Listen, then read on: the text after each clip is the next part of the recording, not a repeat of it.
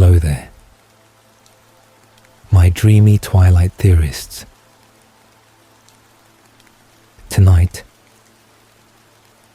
beneath the surface of a story you thought you knew, we'll uncover the hidden patterns and whispered secrets that lie waiting in the shadows of forks. A world where vampires sparkle like diamonds, where ancient covens guard their power, and where every choice echoes with consequences we've only begun to imagine.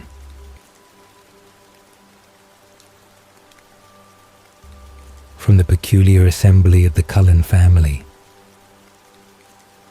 to the mysteries of gifts and bonds,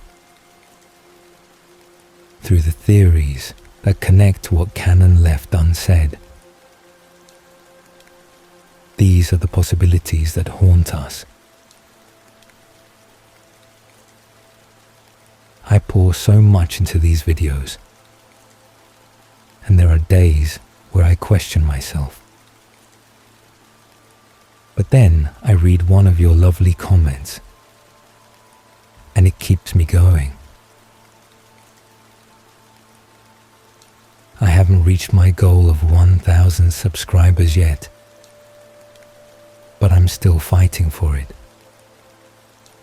If you want to support a small creator who truly cares about what she makes, it would mean the world if you subscribed. So, let's get cozy now. Close your eyes. Breathe in very slowly and drift into a world where theories become dreams, and some mysteries are meant to remain beautifully unsolved.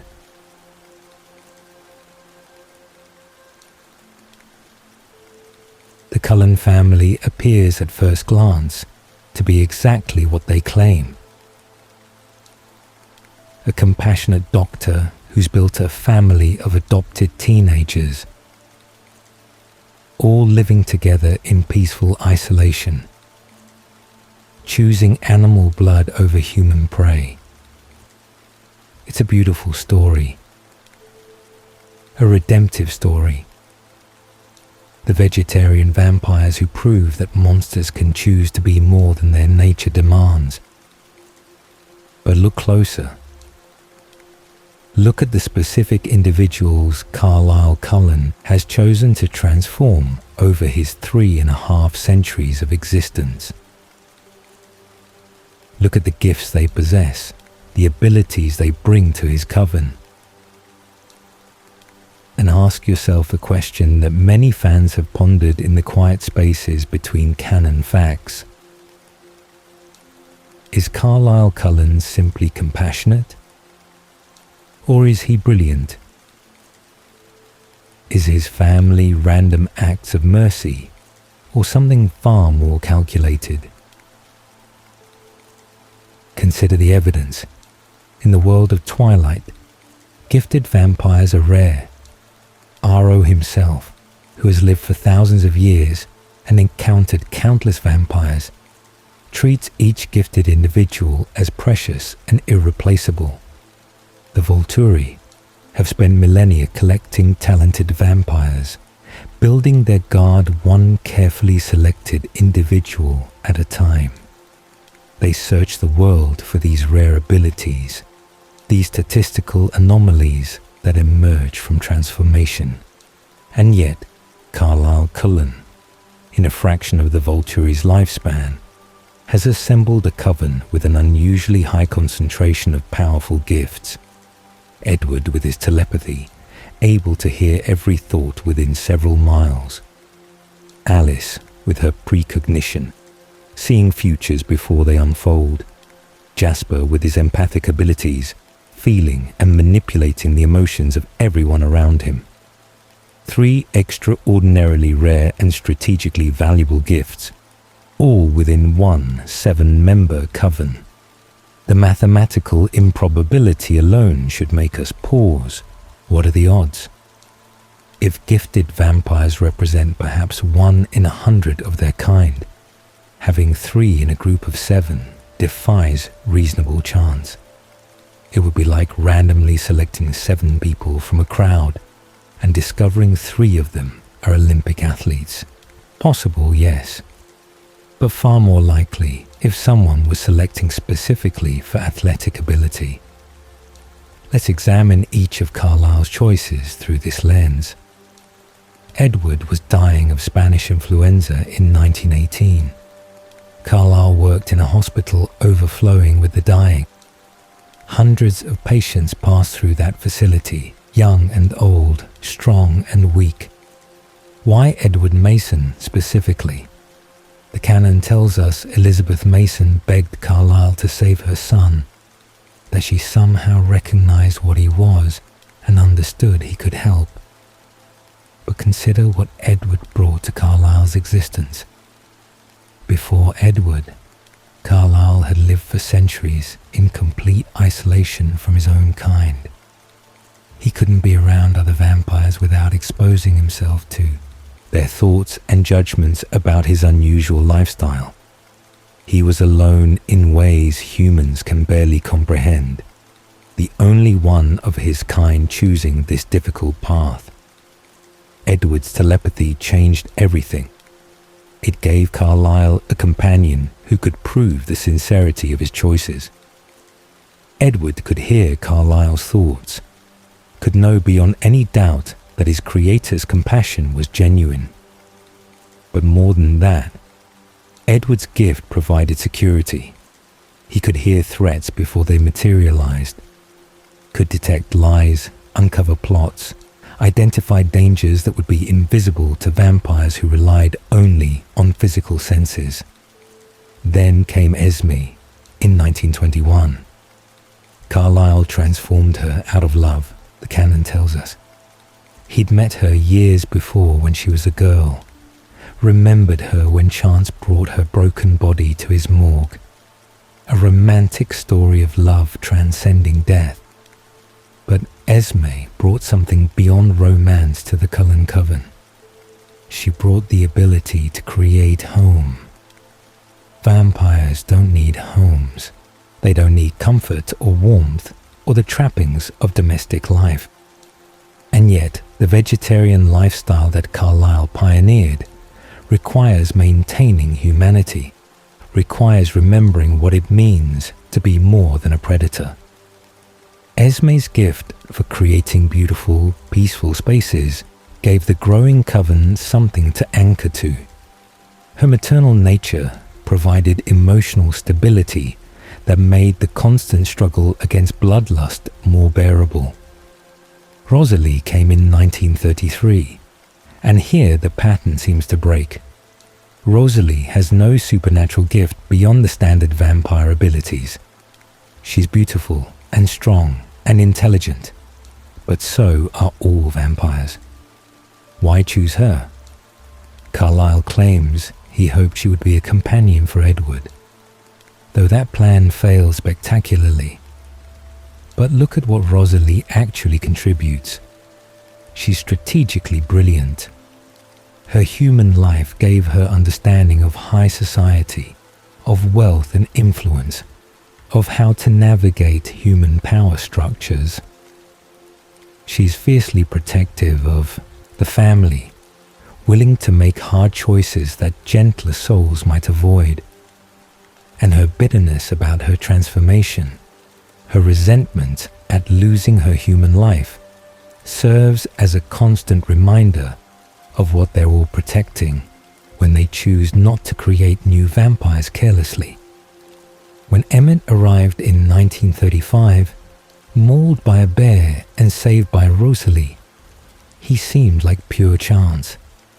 But Emmett's incredible physical strength, even by vampire standards, adds a dimension of raw power that the Cullens had lacked. His jovial nature balances the intensity of Edward's brooding and Rosalie's bitterness. He's the enforcer who doesn't seem threatening. the warrior who appears playful. Then came Alice and Jasper in 1950, arriving as a pair, guided by Alice's visions. Alice had seen the Cullens in her future and simply walked into their lives with Jasper at her side. Here, surely, Carlyle had no choice in the matter. Alice chose them, not the other way around. Or did she? Alice's visions show her decision-based futures.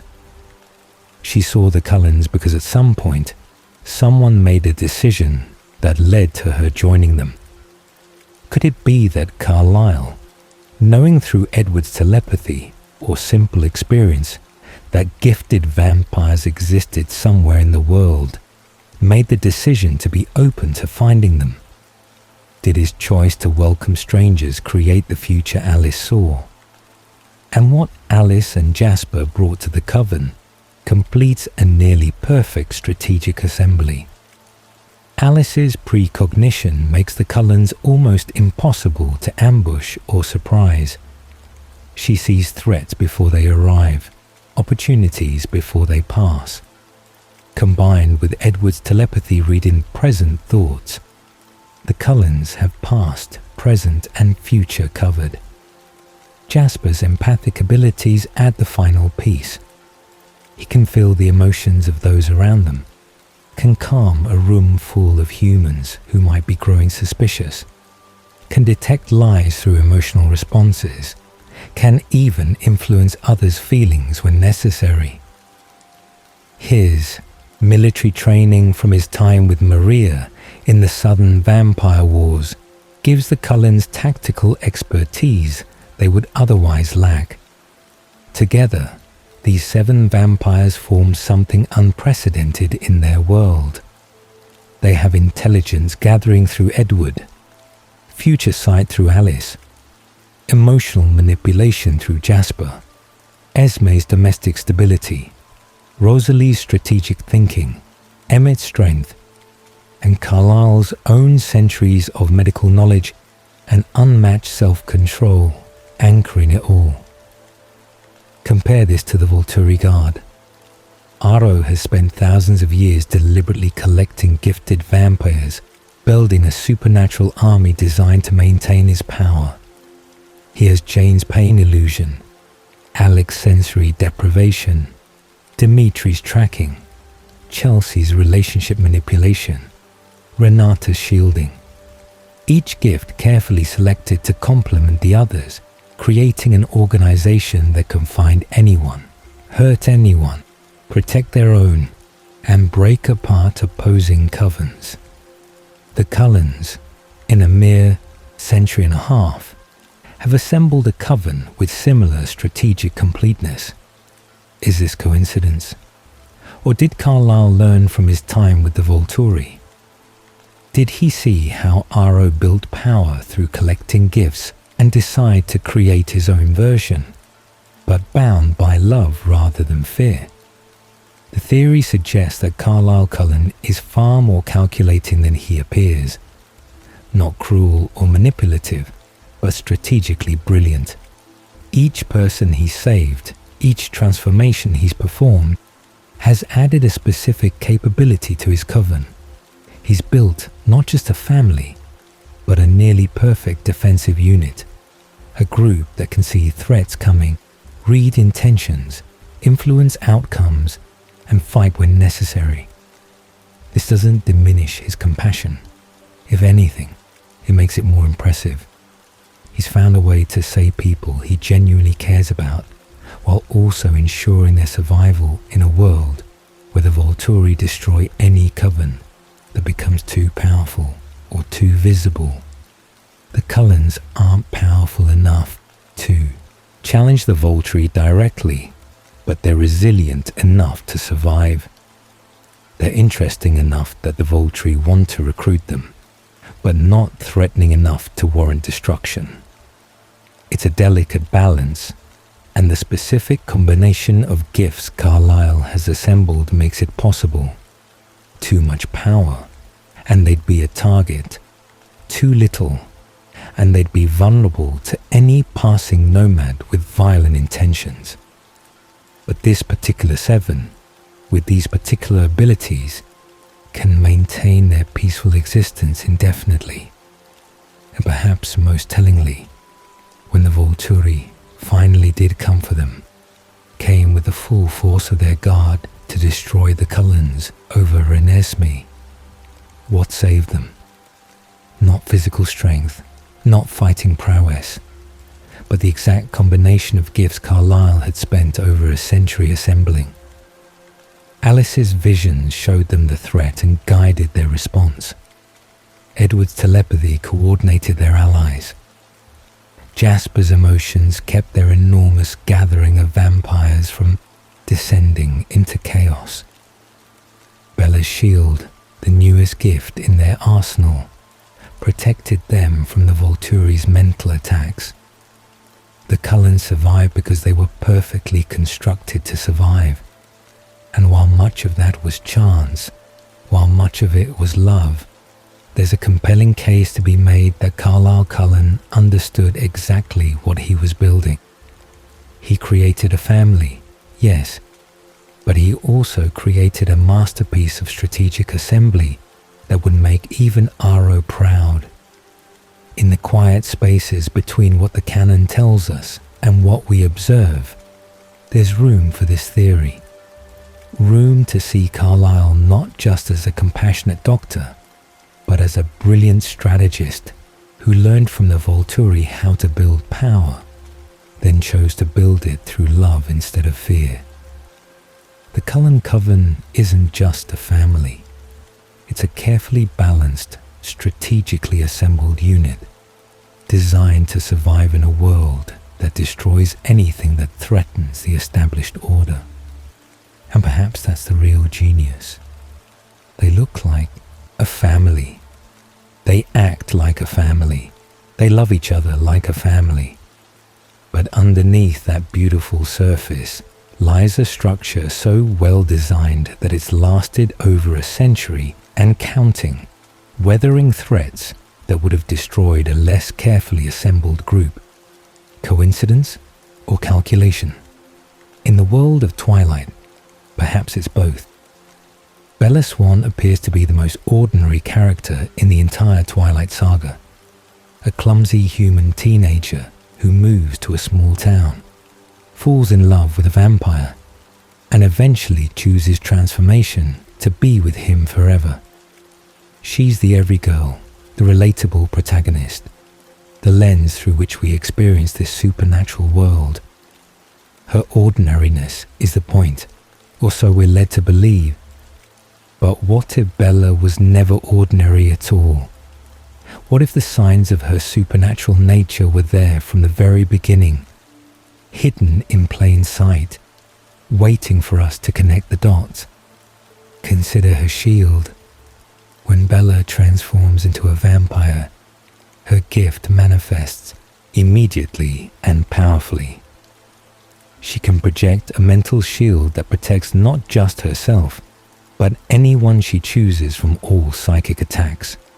It's an extraordinarily rare and valuable ability. Elizar, who has centuries of experience identifying vampire gifts, is stunned by its strength and versatility. But here's what should trouble us. Vampire gifts are supposed to amplify existing human traits. Edward's compassion and desire to understand people became telepathy. Alice's presumed human precognition became full vampire precognition. Jasper's charisma and ability to influence mood became empathic manipulation. The pattern is clear. Whatever you were as a human, transformation makes it supernatural. So what human trait does a mental shield amplify? What aspect of Bella's humanity would manifest as the ability to block all psychic intrusion? The canon never adequately explains this. Stephanie Meyer has suggested that Bella's private mind as a human somehow translated into the shield, but that feels insufficient. Lots of humans value privacy. Lots of humans keep their thoughts to themselves. Why would Bella alone develop such a powerful, specific, perfectly functioning shield, unless the shield didn't develop during transformation, unless it was already there. Think about the evidence. From the very first moment Edward encounters Bella, he cannot read her mind, not weakly, not partially, not at all. Complete and utter silence where her thoughts should be. Edward has been reading minds for nearly a century. He's encountered thousands of humans. Every single one of them was an open book to him, except Bella. Then there's Aro. When Bella travels to Volturi, Aro tries to read her mind through physical contact. Aro's gift is even more powerful than Edward's, accessing every thought a person has ever had with a single touch. He's never encountered someone he couldn't read. In thousands of years, not once has his gift failed. Until Bella. Jane's pain illusion doesn't work on Bella either. Jane, who can bring the strongest vampire to their knees with agony, who has never failed to torture her target, finds Bella completely immune. Alec's sensory deprivation gift, which cuts off all sight, sound, smell, and feeling, cannot touch Bella. She stands untouched while everyone around her suffers. The pattern is undeniable.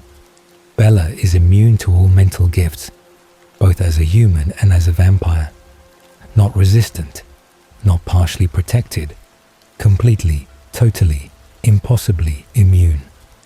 And we're supposed to believe this is just a quirk of her personality, a lucky accident of neurology. There's another explanation, one that makes far more sense of the evidence. Bella Swan was never fully human. She had supernatural heritage, dormant but present, that manifested as the shield protecting her mind from the moment she was born. Consider the possibilities of her ancestry. Charlie Swan has lived in Forks his entire life, as did his father before him. The Swan family has deep roots in this corner of Washington, going back generations, and Forks sits right next to La Push, home of the Quileute tribe, where the shapeshifter gene has been passed down through bloodlines for thousands of years. The shapeshifter gene can lie dormant for generations. We know this from canon. Not every Quileute becomes a wolf.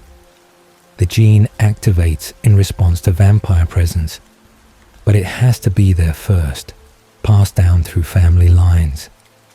What if Charlie Swan has distant Quileute ancestry? What if somewhere in his family tree, a few generations back, there was intermarriage with the tribe? It wouldn't make Bella a shapeshifter. The gene might be too diluted, too distant, too recessive to manifest as transformation, but it might manifest as something else, as a natural resistance to supernatural mental intrusion, as a shield that protected her from the very creatures that trigger the shapeshifter transformation. Or consider another possibility. The Twilight universe contains more than just vampires and shapeshifters.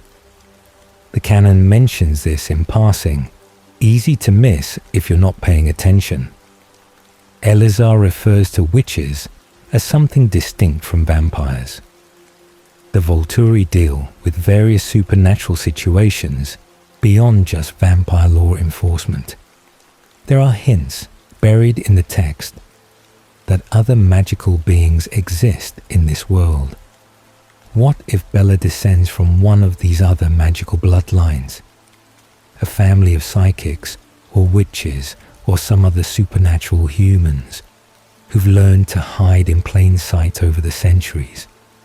Her shield would make perfect sense as an inherited magical protection, something bred into her bloodline over generations to protect against supernatural predators. This theory gains weight when we consider Renesmee. Bella and Edward's daughter is half vampire, half human, and she manifests gifts immediately, even as an infant. she can project her thoughts into others' minds, the inverse of Edward's ability to receive thoughts. Where did this gift come from?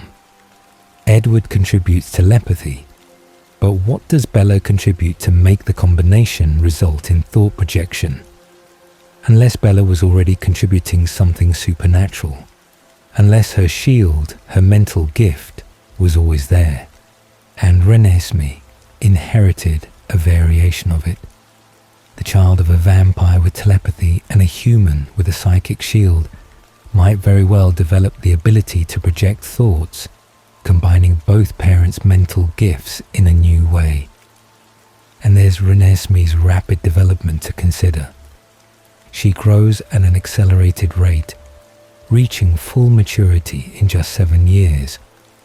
This isn't normal for vampire-human hybrids because we have no baseline for normal.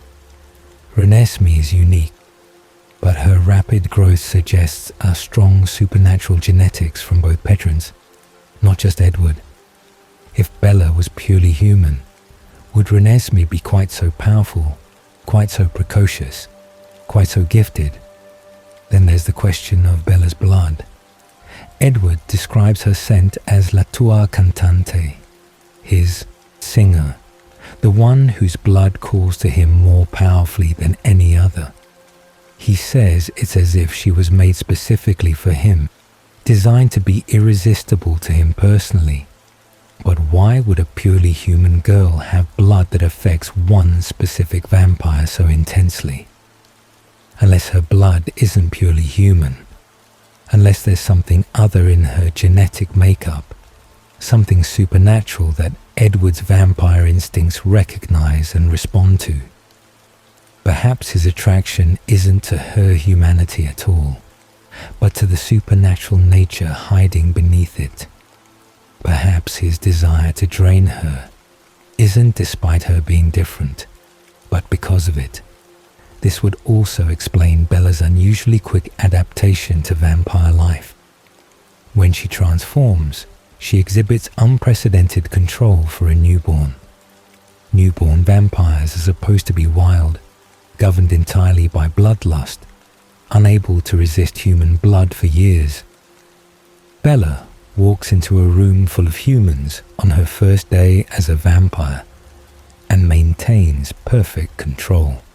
The canon attributes this to her preparation, to her mental discipline, to her determination. But lots of vampires were determined to control themselves. Carlyle himself, with his extraordinary willpower, still took decades to master the thirst. Yet Bella manages it almost immediately. Why? Because she's special? Or because becoming a vampire wasn't as radical a change for her as it would be for a purely human person? If Bella already had supernatural elements in her nature, transformation wouldn't be quite the shock to her system that it is for normal humans. She'd be shifting from partially supernatural to fully supernatural, not from human to other. Her control would make sense. Her powerful gift manifesting immediately would make sense. Everything about her exceptional nature as a vampire would make sense if she was already exceptional as a human. There's also the matter of how Alice's visions interact with Bella. Alice can see Bella's future, but only barely. Bella's decisions create fuzzy, unclear visions that shift and change more than normal humans do. Alice attributes this to Bella's involvement with werewolves, to the shapeshifters creating blind spots in her visions. But Alice can't see the shapeshifters because they exist on a different supernatural wavelength, operating on magic that predates and differs from vampire magic. What if Bella creates fuzzy visions for the same reason? What if her own supernatural nature, whatever its source, interferes with Alice's gift because it operates on a different magical frequency? Alice can see her somewhat because Bella is part human, but not clearly because Bella is part something else. And then there's the question that canon never quite answers. Why Forks? Why did Bella choose to move to Forks specifically? She claims it's to give her mother space to travel with her new husband. But Renee could have traveled regardless. Bella could have stayed in Phoenix with friends, could have chosen any number of solutions. Instead, she chooses to move to the one place in America where vampires and shapeshifters live in close proximity, where supernatural activity is concentrated, where her destiny with Edward awaits. Was it truly choice? Or was it something deeper? Some instinct she didn't understand? Some supernatural pull toward the place where her true nature would be revealed? Alice couldn't see Bella's future until Bella decided to move to Forks. What decision created that future? What choice made Bella visible to precognitive sight? Perhaps a decision to embrace her supernatural heritage, even unconsciously. Perhaps moving to Forks activated something dormant in her bloodline, something that had been sleeping through her childhood in sunny Arizona, far from vampires and shapeshifters and magic. Perhaps Forks called to something in her blood, and answering that call set everything else in motion. The theory doesn't diminish Bella's agency or make her less important as a character. If anything, it enriches her story. She's not just a human girl who got lucky enough to survive the supernatural world. She's someone who was always meant to be part of it. Someone whose heritage prepared her for the transformation she would eventually choose. Someone whose very existence bridges the gap between human and supernatural. And perhaps most beautifully, it reframes her relationship with Edward. He's not a monster falling in love with prey. He's a supernatural being recognizing another supernatural being, even if neither of them fully understood what they were sensing. Their connection isn't despite their differences, but because of their similarities. They were both caught between worlds, both hiding their true natures, both searching for someone who could understand the isolation of being other. Bella Swan was never ordinary. The shield was always there, protecting her, marking her as something more than human. And when transformation came, it didn't create her gift. It simply revealed what had been true all along. She was born to be extraordinary. We just weren't paying close enough attention to see it. The Volturi present themselves as law enforcement.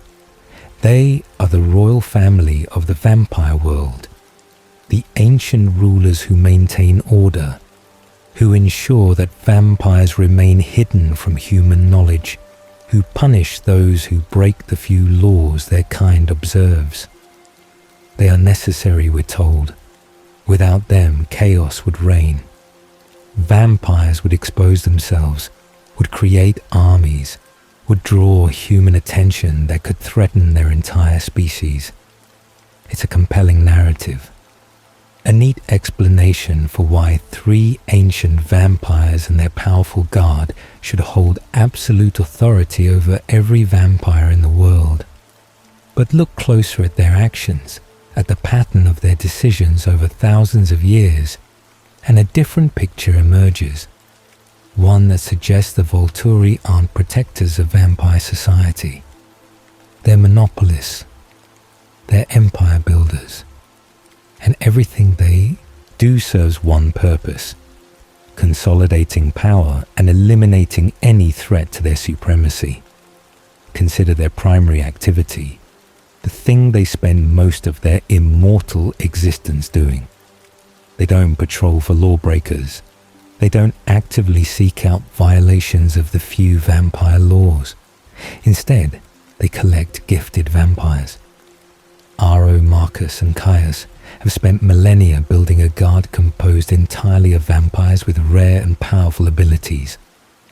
Jane with her pain illusion, Alec with his sensory deprivation, Dimitri the tracker who can find anyone, anywhere, Chelsea who can manipulate emotional bonds, making people loyal to the Volturi and severing their attachments to others, Renata whose shield protects Aro from physical harm, Heidi who lures human prey, Felix and the twins and dozens of others, each chosen for specific supernatural abilities.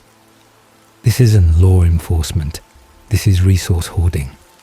Aro is collecting power the way a dragon collects gold, gathering every valuable gift he can find and binding it to his service. And what happens to gifted vampires who refuse to join the Volturi? They die, always. There are no exceptions. The pattern repeats throughout canon. When Aro encounters a gifted vampire, he makes an offer. Join us, serve the Volturi, and you'll have protection and purpose. Refuse, and you become a threat that must be eliminated. It's a choice that isn't really a choice at all.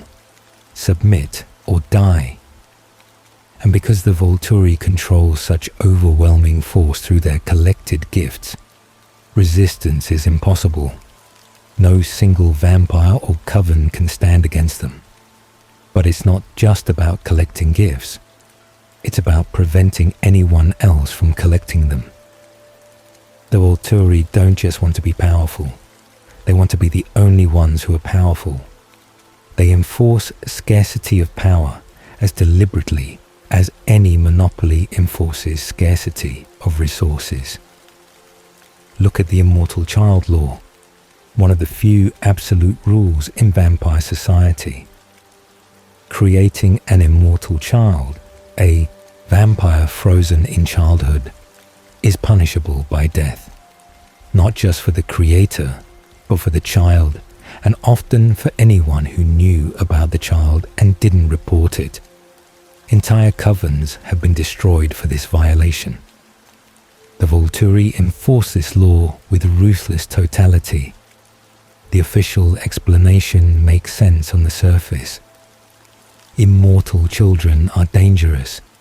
They're frozen at an age before reason and self-control develop. They throw tantrums with supernatural strength. They cannot be taught to hide their nature. They would expose vampires to human notice, threatening everyone's safety. Therefore, their creation must be absolutely forbidden. But consider what else immortal children represent. A vampire frozen in childhood would develop gifts just like any other vampire. And those gifts, combined with a child's uninhibited nature, could become extraordinarily powerful. A child who never learned to suppress or limit their abilities, who use their gifts without the restraint adults impose on themselves, could become devastatingly strong. Imagine Jane's pain illusion power in a child who felt no remorse about using it. Imagine Alec's sensory deprivation wielded by someone who didn't understand mercy.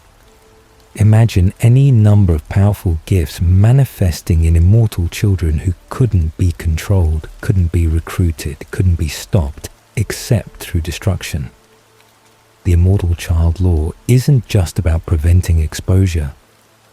It's about preventing the creation of gifted vampires that the Volturi cannot control. Adults can be recruited or intimidated. Children cannot. They're too unpredictable, too powerful, too dangerous to Volturi supremacy. So they're forbidden entirely, and the law is enforced with a brutality that seems excessive until you understand what the Volturi are really protecting. Then there's the curious case of Didim, Marcus's mate. Canon tells us she was Aro's sister, that she had a gift for making people happy and content, that she died thousands of years ago in mysterious circumstances that left Marcus eternally grieving. But there are hints, buried in the subtext, that her death wasn't accidental. that Aro himself arranged it. Why would Aro kill his own sister? Because her gift threatened his power. Dreamy could make vampires content with their circumstances. She could make them happy with less. And Aro's entire empire depends on vampires wanting more. Wanting the protection the Volturi offer. Wanting the power that comes from joining them. Wanting to avoid the punishment they threaten. If Didim could make vampires genuinely content, they wouldn't need the Volturi. They wouldn't seek to join the guard. They wouldn't fear punishment because they'd be too happy to break laws. Her gift undermined everything Aro was building. So she had to go, even if it meant destroying Marcus's happiness, even if it meant killing his own sister. Power requires sacrifice, and Aro was willing to sacrifice anything to maintain it. The Volturi's treatment of other covens reveals the same pattern. They allow no coven to grow too large or too powerful. When they discovered the Southern Vampire Wars, where Maria and others were creating armies of newborns to fight over territory, the Volturi intervened, not to protect humans, though that was the excuse, but to prevent any single vampire from amassing enough force to challenge Volturi authority. They allow small covens. They tolerate nomads. They even permit the occasional larger family like the Cullens. But only as long as those groups remain contained, remain isolated, remain incapable of threatening the established order. The moment a coven becomes too strong, too organized, too capable of independent action, the Volturi find a reason to destroy them or break them apart. Chelsea's gift is crucial here. She can manipulate the emotional bonds between vampires, making them feel loyal to the Volturi, while severing their attachments to their own coven mates. When the Volturi want to recruit someone, Chelsea makes them want to join. When they want to destroy a coven, Chelsea breaks the bonds that hold it together. It's a form of control that goes beyond physical force, reaching into the emotional core of vampire existence. And this brings us to the Cullens, to why the Volturi find them so fascinating and so threatening. The Cullen Coven violates several of the Volturi's unspoken rules. They're large, with 7 members including several gifted vampires. They're unified by genuine love rather than fear or convenience. They have their own moral code that differs from Volturi law. And most dangerous of all, they're successful. They've maintained their unusual lifestyle for over a century, proving that alternatives to Volturi dominance can work. Every time the Volturi encounter the Cullens, they try to recruit them. Aro wants Edward's telepathy, Alice's precognition, Bella's shield, even Jasper's empathic abilities. He offers them places in the guard, promises them power and protection. And every time, the Cullens refuse. They prefer their own family to Volturi service, their own choices to Volturi control. This shouldn't be possible. Chelsea should be able to break their bonds, make them want to join, dissolve the Cullen Coven from within. But it doesn't work. The Cullen bonds are too strong, too genuine, too rooted in actual love rather than supernatural manipulation. And this terrifies the Volturi because it reveals a weakness in their system. Love is stronger than Chelsea's gift. Free choice is more powerful than manipulation. The Renesmee situation reveals just how far the Volturi will go to eliminate threats. When they hear about an immortal child in Cullen custody, they gather their full force and march to destroy the entire family. They don't investigate first. They don't seek clarification. They simply assume guilt and prepare for execution. But here's what's revealing. They bring everyone. Not just enough force to destroy one child, but their entire guard. Every gifted vampire they control. Overwhelming power designed to crush any resistance. Why? Because they're not really there about Renesmee. They're there to destroy the Cullens, to eliminate the Coven that has quietly been proving that the Volturi's way isn't the only way. The immortal child accusation is a pretext, a legal justification for doing what they've wanted to do for years. The Cullens are too powerful, too unified, too morally independent.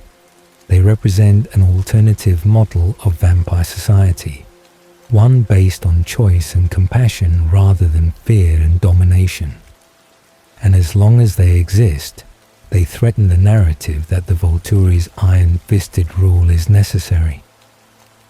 What saves the Cullens isn't violence or fighting prowess, it's witnesses. They gather vampires from around the world to testify that Renesmee isn't an immortal child, that she's something new and different. And faced with dozens of witnesses who would spread the story of Volturi, injustice if they attacked anyway, Arrow backs down, not because he's convinced of the Cullen's innocence, but because the cost of destroying them has become too high. This reveals the true limit of Volturi power. They don't actually rule by strength alone. They rule by consensus, by the belief among vampires that Volturi authority is legitimate and necessary. If that belief crumbles, if vampires start to see the Volturi as tyrants rather than protectors, the entire system collapses. So when the Cullens force them to choose between maintaining their image and destroying a threat, they choose image. They retreat, for now, but the threat remains. As long as the Cullens exist, as long as they demonstrate that vampires can live differently, can love genuinely, can make moral choices independent of Volturi law, they undermine everything the Volturi have built. They prove that vampire society doesn't need kings, that gifted vampires don't need to submit to Arrow's collection, that power, true power, comes from bonds that can't be manufactured or manipulated. The Volturi's true agenda has never been about protecting vampire society. It's about controlling it, about ensuring that no vampire or coven ever becomes powerful enough to challenge their supremacy, about maintaining a monopoly on supernatural force through systematic collection of gifts and elimination of threats. They're not law enforcement. They're an empire, dressed in the language of justice, wielding fear disguised as protection. And the greatest threat to that empire isn't an army. It's a family, 7 vampires who chose each other, who built something real, who proved that there's another way. The Volturi can crush rebellions, they can destroy armies, but they can't defeat an idea. And the Cullens represent an idea that, once spread, could topple the entire system the Volturi have spent thousands of years building. That's why they're so dangerous. Not because of their gifts, though those are formidable, but because they show other vampires what's possible. Freedom, choice, love that isn't manipulated or manufactured, a life that belongs to you, not to ancient kings who demand submission. The Volturi can't allow that vision to spread, can't allow others to see what the Cullens have proven. So they wait, they watch, and they plan, because the next time they move against the Cullens, they'll make sure there are no witnesses, no one to spread stories of Volturi injustice, no one to question their authority.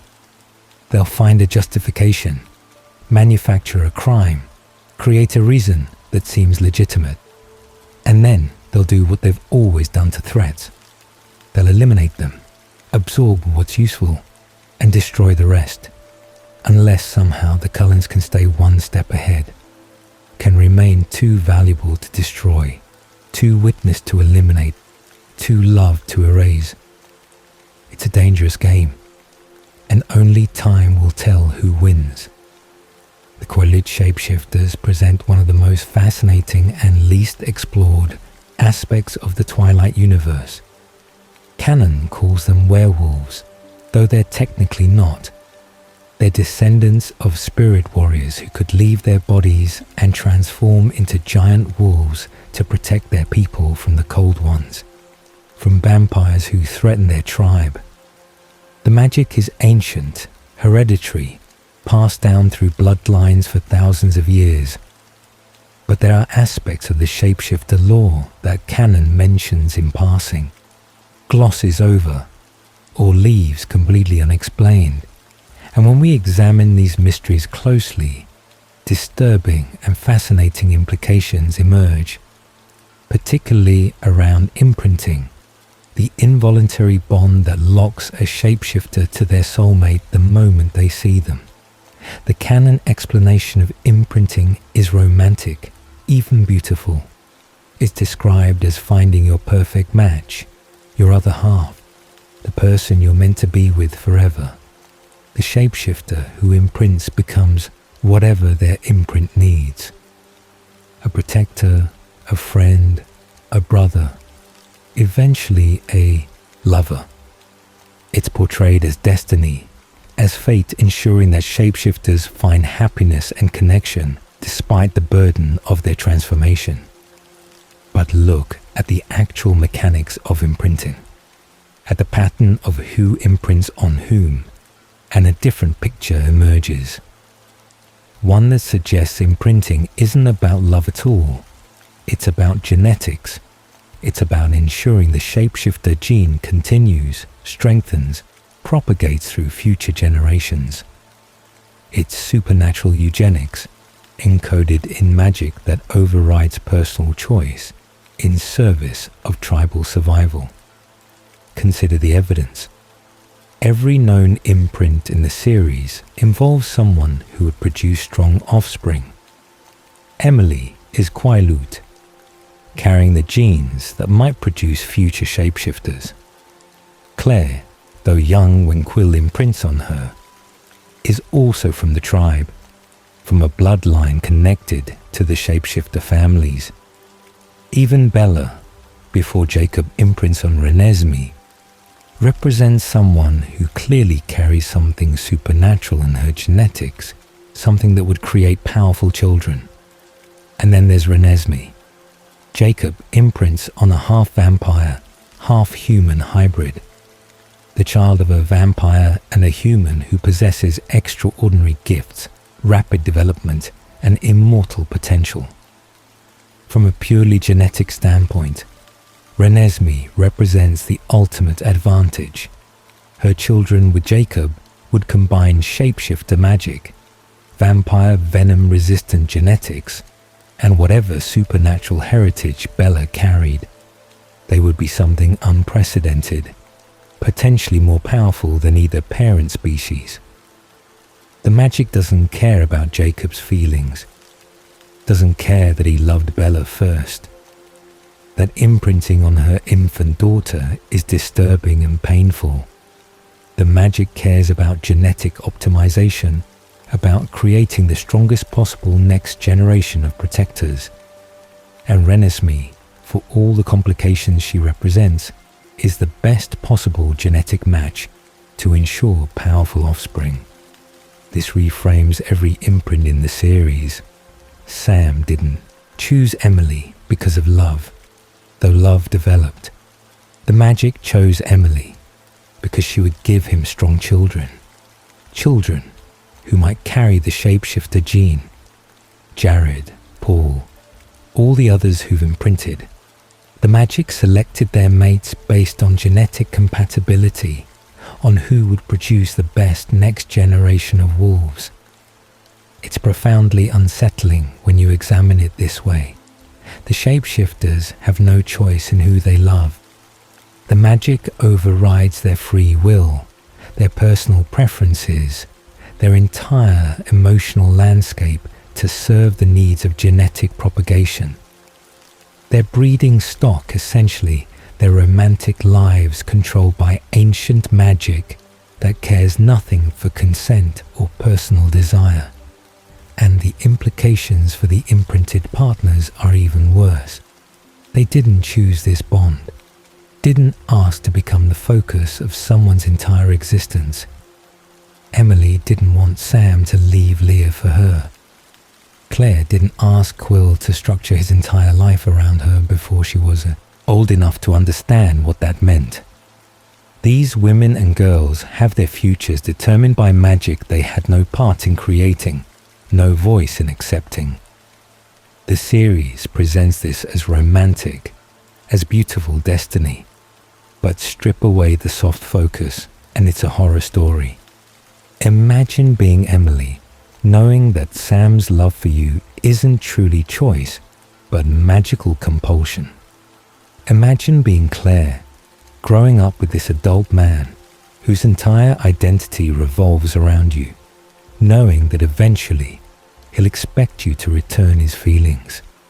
Imagine being Leah, abandoned when magic decided you weren't genetically optimal for your cousin's mate. Now consider the origin story, the ancient spirit warriors who first defended the Quileute from the Cold Ones. Canon tells us they could leave their bodies, transform into wolves, fight vampires who threatened their people. But why were vampires there in the first place? The Quileute lived in isolation on the northwest coast of what's now Washington State. This wasn't a major population center or trading hub. Why would vampires specifically target this tribe? The theory that makes the most sense involves the Volturi. We know the Volturi spent thousands of years expanding their influence, eliminating rival vampire groups, establishing their authority across Europe and eventually the world. What if their expansion into the Americas brought them into conflict with indigenous peoples who had their own magic, their own defenses against supernatural threats? The Quileute weren't the only tribe with legends of shapeshifters and spirit warriors. Many Native American cultures have stories of humans who could transform into animals, who wielded magic to protect their people. What if these weren't just stories? What if tribes across the Americas had developed supernatural defenses against vampire predation? The Volturi encountered the Quileute or their ancestors, expected easy prey, and found instead an organized magical resistance. The spirit warriors could fight them, could actually pose a threat to vampire dominance. So a treaty was formed, not out of respect, but out of necessity. The vampires agreed to stay off Quileute land because the cost of taking that land was too high. This suggests that the original Cold Ones who made the treaty weren't nomads passing through. They were part of a larger vampire presence, possibly Volturi affiliated, possibly an advanced force for eventual conquest. And when they met resistance, they couldn't easily overcome. They negotiated instead. The treaty that the Cullens later inherit isn't about peaceful coexistence. It's about acknowledging that the shapeshifters are dangerous enough to make conflict costly. But here's what canon never addresses. What happened to those original Cold Ones? The vampires who first encountered the spirit warriors, who made the first treaty. They're never mentioned again. Did they simply leave the area? Or did the Quileute destroy them, eliminating the threat permanently? If the spirit warriors killed those first vampires, it would explain the Volturi's later caution around shapeshifters. It would explain why Caius, who hates werewolves with genocidal intensity, hasn't moved against the Quileute despite knowing they exist. the Volturi learned that shapeshifters can kill vampires, that engaging them is costly, that avoiding them is strategically smarter than confronting them. Then there's the question of the Alpha Command, the telepathic link that connects the pack, the ability of an alpha to compel obedience from their wolves. Sam can force his pack to follow orders they disagree with. Jacob, when he becomes alpha of his own pack, has the same power. The wolves share thoughts while transformed, experiencing a collective consciousness that strips away privacy and individual autonomy. Canon presents this as necessary for coordination, for hunting and fighting as a unified force. But consider what it really represents. The shapeshifters are developing a hive mind. Not fully, not yet, but the foundations are there. They share thoughts, share emotions, share experiences in ways that blur the lines between individual identities. What if this is an evolutionary trajectory? What if ancient shapeshifters had even stronger mental bonds, maintained telepathic connection even in human form? The magic might be rebuilding something that existed before, something that was lost or weakened over generations when the shapeshifter gene lay dormant. A fully developed hive mind would be an extraordinary advantage against vampires. Perfect coordination without need for communication. Shared tactical awareness. No individual weak points, because every wolf knows what every other wolf knows. But it would also mean the complete loss of mental privacy, the dissolution of individual identity into collective consciousness. Leah's suffering illuminates this horror most clearly. She's forced into the pack mind, forced to share her grief over Sam, her pain at being rejected, her most intimate thoughts and feelings with the very people she most wants to hide from. She has no privacy, no sanctuary, no escape from the collective. And the male wolves, while sympathetic, don't fully grasp the violation because they've never valued privacy the way she does. The implication is that shapeshifter magic, for all its protective power, comes at a terrible cost. Free will in love, sacrifice to genetic optimization, mental privacy, sacrifice to tactical coordination, individual identity slowly dissolving into collective consciousness. The shapeshifters are protectors, yes, but they're also prisoners of magic that uses them for purposes they never consented to. And perhaps most disturbing, the magic is getting stronger. More Quilute are transforming now than in previous generations. The pack is larger than it's been in living memory. Why? Because the vampire presence is stronger, more concentrated. The Cullens living nearby has triggered transformations in boys who might otherwise never have become wolves. But what happens when the vampire threat diminishes? What happens if the Cullens leave? If other vampires avoid the area? If the cold ones no longer pose an immediate danger? Canon suggests the shapeshifters would stop phasing, would age normally, would return to human life. But the magic has awakened. The gene has activated in a dozen young men. Can it really be switched off so easily? Or will the pack continue, compelled by magic that no longer serves its original purpose? Will imprinting continue to override free will, even when there's no genetic imperative for producing warrior offspring? Will the hive mind strengthen, drawing them deeper into collective consciousness even when there's no tactical need for perfect coordination? The shapeshifters believe they have control, believe they can choose when to phase, when to step away, when to reclaim their humanity. But the evidence suggests otherwise. The magic chooses for them. The magic controls them, and the magic serves purposes that predate and supersede individual choice. Jacob imprinting on Renesmee isn't a happy ending.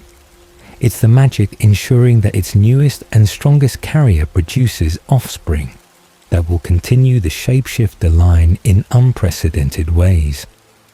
Jacob's feelings, Renesmee's eventual feelings, the appropriateness or inappropriateness of their age difference, none of that matters to magic that's been optimizing genetics for thousands of years. The Quileute shapeshifters are warriors, yes, protectors of their people, absolutely.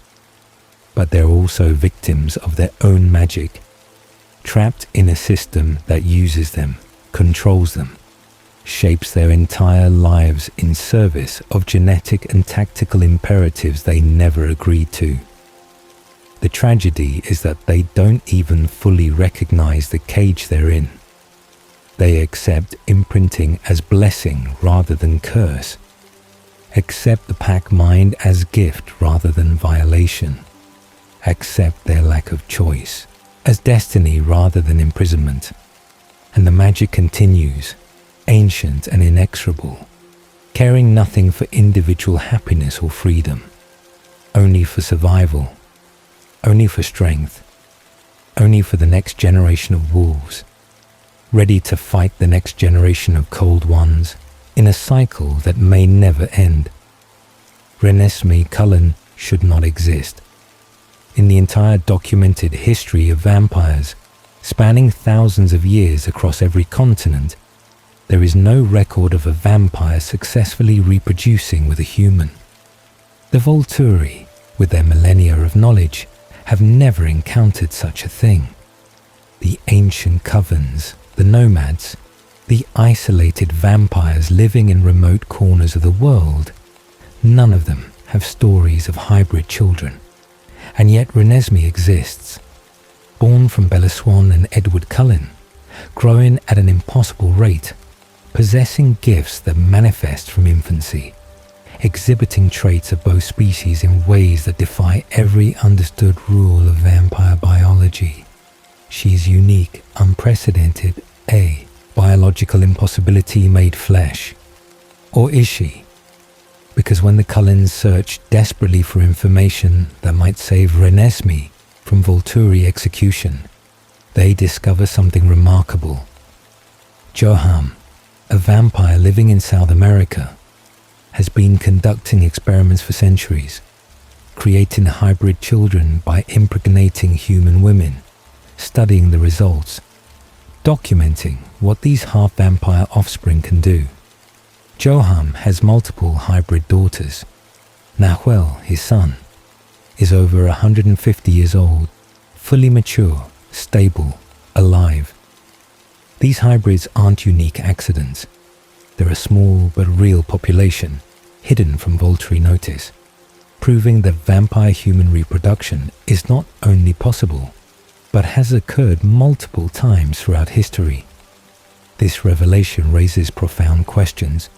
If hybrid children are possible, if they've been created before, why are they so rare? Why doesn't every male vampire have human lovers and hybrid offspring? What biological constraints limit reproduction between species, and why do those constraints fall differently on male and female vampires? The canon gives us a partial answer. Edward can father a child because some aspects of his human biology remain functional despite transformation. The venom that changed every cell in his body somehow preserved his reproductive capability, freezing it in the state it was in when he died at 17. But female vampires, we're told, cannot conceive. Their bodies are too fundamentally changed, too frozen, too static to support pregnancy. But why? If Edward's reproductive cells remain viable, frozen in venom but functional, why wouldn't a female vampire's eggs also remain viable? What's different about male and female reproduction? That transformation affects them so differently. The answer lies in cellular biology and the way venom transforms human tissue. Men constantly produce new sperm cells throughout their adult lives. This is continuous production, active cellular division, biological processes that happen day after day. When Edward was transformed, the venom froze this process, but perhaps it froze it in a state where the cells remain viable, remain capable of fertilizing an egg, even if they can never be replaced once used. Women, by contrast, are born with all the eggs they'll ever have. There's no ongoing production, no continuous cellular division. When transformation occurs, those eggs are frozen just like everything else. But unlike sperm, which are designed to be hardy, to survive outside the body, eggs are delicate. They require precise hormonal conditions to mature and release. And the vampire body, with its still heart and frozen biology, cannot provide those conditions. So male vampires retain the ability to reproduce, limited though it may be. But female vampires lose that capability entirely. Their eggs frozen in perpetual stasis, unable to mature or be fertilized. This has disturbing implications the series never fully explores. Could a female vampire carry a pregnancy if an egg could somehow be fertilized before transformation? Could a woman be impregnated, then transformed while pregnant, carrying the child through transformation? The canon never addresses this, but it suggests possibilities for hybrid creation beyond what we've seen, and it reveals a deeply patriarchal element in vampire biology. Only male vampires can create hybrid offspring. Only men retain this last vestige of human reproduction. Women lose even this possibility when they transform, another theft in the long list of things transformation takes from them. But setting aside the gender implications, let's focus on what hybrids represent. Renesmee grows at an accelerated rate, reaching the physical and mental development of a toddler within weeks, a child within months. The canon worries that she'll continue growing until she grows herself to death, burning through her lifespan in a handful of years. But the evidence suggests otherwise. Nahuel reached full maturity at 7 years old, then stopped. He's been physically 20-something for over a century and a half. His aging halted when he reached adulthood, suggesting that hybrid growth is tied to development rather than time. They mature rapidly, yes, but only until they reach their full potential. Then they stabilize, becoming functionally immortal. This makes biological sense. Hybrids combine the best of both species: human adaptability and growth potential paired with vampire durability and immortality. They mature faster than humans, achieving adult capability in years rather than decades. But once mature, they gain vampire immortality, never aging, never dying of natural causes. It's hybrid vigor on a supernatural scale. The offspring of two species are stronger than either parent species alone. Renesmee will likely be more powerful than a full vampire by the time she reaches maturity. She already possesses gifts as an infant. She can subsist on both human food and blood, giving her dietary flexibility vampires lack. She can sleep, dream, grow, change in ways vampires cannot. And her specific gift, the ability to project her thoughts and memories into others' minds through physical contact, represents a perfect combination of her parents' abilities. Edward receives thoughts. Renesmee sends them. His gift inverted and made active, powered by Bella's fierce mental strength and whatever supernatural heritage Bella carries. This suggests that hybrid gifts aren't random. They're combinations of parental abilities genetic mixing on a supernatural level. What gifts would other vampire human children possess? If Alice had a child with a human, would the offspring have precognition? If Jasper reproduced, would his child manipulate emotions? The possibilities are extraordinary and completely unexplored. Now consider Joham's experiments, his deliberate creation of hybrid offspring over centuries. He wasn't doing this for love or companionship. He was studying them, documenting their abilities, treating them as research subjects. Why? What was he trying to learn?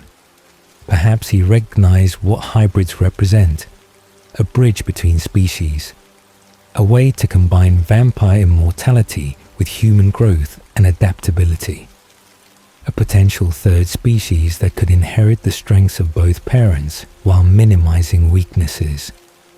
Hybrids can walk in sunlight without sparkling.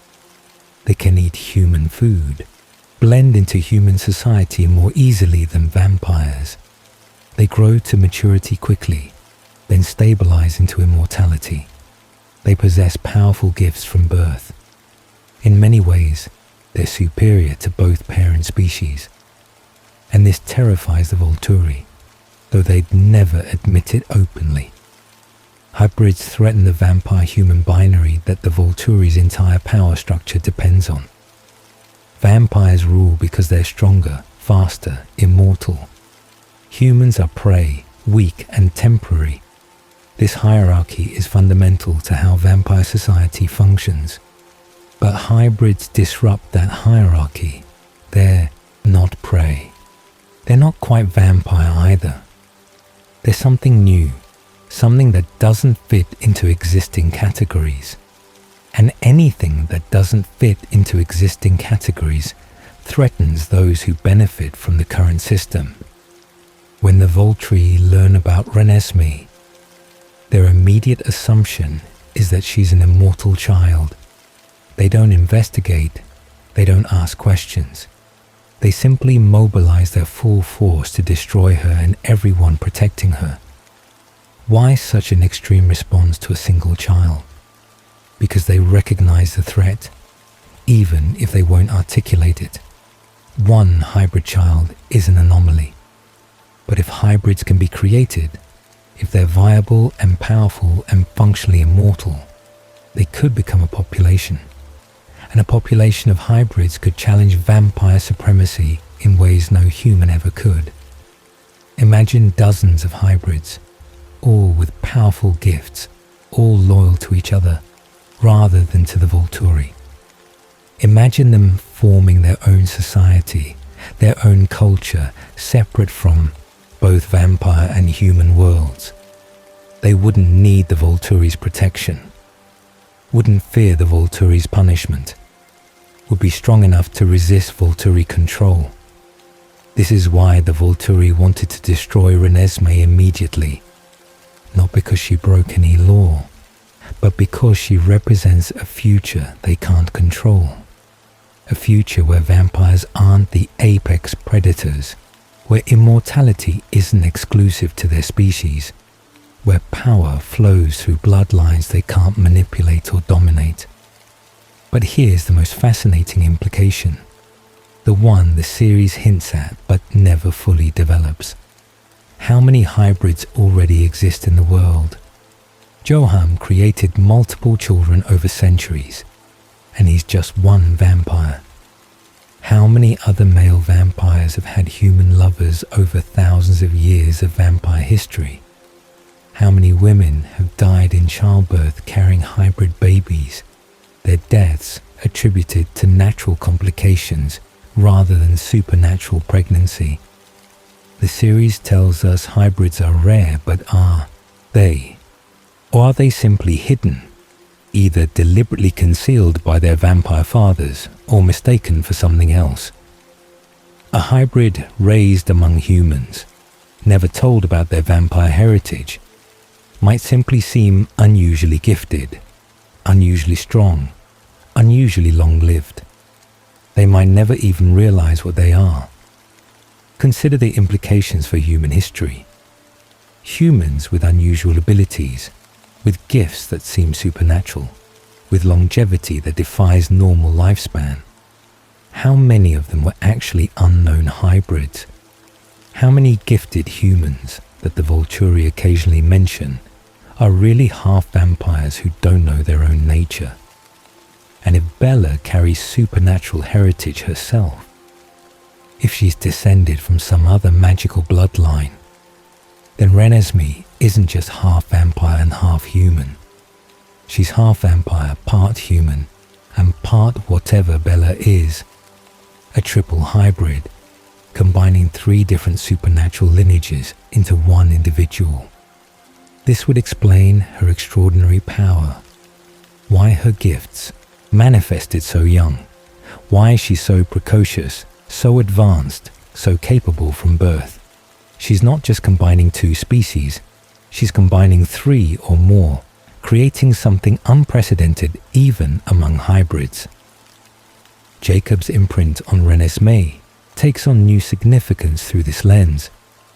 The shapeshifter magic recognized her genetic value immediately, saw in this infant not just a hybrid, but a potential progenitor of an entirely new supernatural lineage. Her children with Jacob would combine vampire, human, shapeshifter, and possibly other magical heritages into beings of unprecedented power. The magic doesn't care that Jacob is essentially being forced to wait for an infant to grow up, so he can eventually father children with her. The magic cares about genetic optimization, about creating the strongest possible offspring. And Renesmee, for all the ethical complications she represents, is the strongest possible mate for ensuring powerful descendants. This is the future the series gestures toward, but never fully explores. A world where hybrids become more common, where the lines between vampire, human, and shapeshifter blur through interspecies reproduction, where new varieties of supernatural beings emerge from combinations we haven't yet imagined. The Volturi fear this future because they can't control it, can't predict it, can't maintain their power structure when the categories that structure depends on start dissolving. They rule vampires, but how do you rule beings who are only part vampire? What authority do ancient laws hold over creatures those laws never contemplated? Renesmee Cullen is more than just a child. She's the future, whether the vampire world is ready for it or not. And her very existence poses questions that will eventually force everyone, vampire and human and shapeshifter alike, to reconsider everything they thought they knew about supernatural biology, about species boundaries, about what's possible when different kinds of magic combine in a single being. The age of pure vampires is ending. The age of hybrids is beginning. And no one, not even the Volturi, can stop it. Alice Cullen woke up as a vampire with no memory of her human life. She remembers nothing before opening her eyes in darkness, confused and alone. Her last clear memory, the vision of Jasper that would eventually lead her to him. Everything before that moment is simply gone, erased as completely as if it never existed. The canon explanation is that her transformation was traumatic, that something about the circumstances of her change caused complete amnesia. But this explanation feels insufficient when you examine it closely. Lots of vampires have traumatic transformations. Edward burned for 3 days while dying of influenza. Rosalie was beaten and left for dead. Emmett was mauled by a bear. Yet they all remember their human lives perfectly, every detail preserved with vampire clarity. So why is Alice different? Why is she the only vampire we encounter who has total amnesia about her human existence? The answer lies in what she was before transformation, in the abilities she possessed as a human, in the reason she was institutionalized in the first place. Alice had visions as a human. The canon confirms this, noting that vampire gifts amplify existing human traits. Alice's precognition didn't emerge from transformation. It was already there, already manifesting, already showing her futures she couldn't possibly know through normal means. And in the early 20th century, a young woman claiming to see the future would be diagnosed as insane. Imagine being Alice as a human, seeing events before they happen, knowing things you shouldn't know, trying to explain your visions to people who don't understand, who think you're hallucinating, who believe you're mentally ill.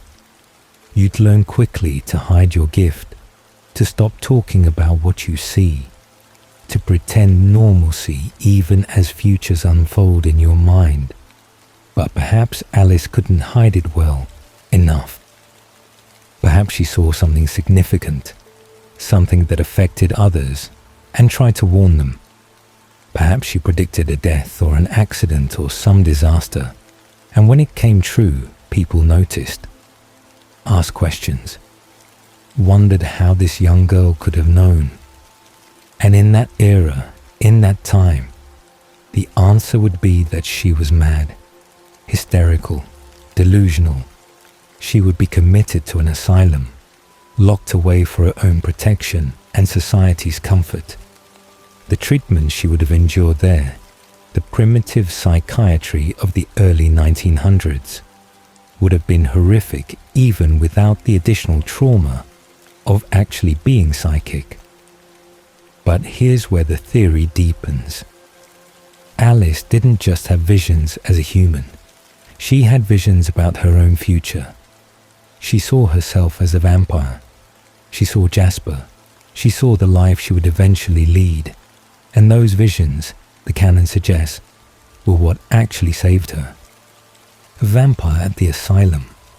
Someone who worked there or was hunting nearby encountered Alice and recognized her gift, saw the potential in her precognition, understood how valuable such an ability would be. This vampire made the choice to transform her, to save her from her human death, and create an immortal with extraordinary power. But before he could explain anything, before he could tell Alice why he'd chosen her, or what her gift meant, another vampire killed him. James, the tracker who would eventually hunt Bella, found Alice's creator and destroyed him. We know this from canon. James tracked Alice later, remembered killing a vampire who'd created a gifted female. The timing fits perfectly. So Alice woke alone, with no creator to explain what she'd become, no guide to help her navigate vampire existence, just visions of her own future, showing her Jasper, showing her the Cullens, showing her the life she was meant to find. She followed those visions like a map, trusting in a future she'd seen but didn't yet understand. But why doesn't she remember her human life? Here's the theory that makes the most sense. Alice's visions protected her by erasing traumatic memories. Her gift, operating even during transformation, recognized that her human experiences, her time in the asylum, the horror of what had been done to her there, would destroy her if she carried those memories into immortal life. So the visions themselves created the amnesia, not as trauma, but as protection. Alice's precognition looked ahead, saw that remembering her human suffering would damage her permanently, and chose to erase it. She sacrificed her past to protect her future, a trade her gift made without her conscious consent. This explains why her first clear memory is of Jasper. That vision was safe, joyful, full of hope rather than pain. It gave her purpose, direction, something to move toward instead of something to flee from. Her gift knew exactly what she needed to survive, and it gave her that at the cost of everything that came before. Now consider the limitations of Alice's visions, the specific blind spots that constrain her otherwise extraordinary gift. She cannot see the shapeshifters or anyone they're near. She cannot see decisions made by beings who operate outside her precognitive range. These aren't random limitations. They're specific, consistent, suggesting they arise from fundamental rules about how precognition functions in the Twilight universe. Alice's visions are based on decisions. She sees futures that result from choices people make. When someone decides to do something, that decision creates a potential future that Alice can observe. Change the decision, change the future. It's not fate she sees, but probability cascading from free will. But the shapeshifters create absolute blind spots in her visions. When they're near someone, when their decisions affect an outcome, Alice sees nothing. Not fuzzy visions or uncertain futures, but complete darkness. The question is why? The canon suggests it's because shapeshifters exist outside the normal rules of decision-making that govern Alice's sight. Their transformations are instinctual, driven by magic rather than conscious choice. They don't decide to phase the way humans decide to act. The magic decides for them, responding to vampire presence, to pack dynamics, to imperatives that Alice's gift cannot read. But there's another possibility, one that connects to older magic and ancient protections. What if the shapeshifter magic specifically evolved to counter vampire gifts? What if the Quilute's supernatural defenses include not just physical transformation, but psychic shielding that protects them from vampire precognition? The spirit warriors who first fought the Cold Ones would have needed protection from vampire mental gifts. Edward's telepathy, Jane's pain illusion, Alec's sensory deprivation, all the mental powers that vampires can possess. A tribe developing supernatural defenses would naturally develop resistance to mental intrusion. Alice's blindness to shapeshifters might not be a quirk of their decision-making. It might be deliberate magical protection, ancient wards built into the shapeshifter bloodline to keep them hidden from vampire sight.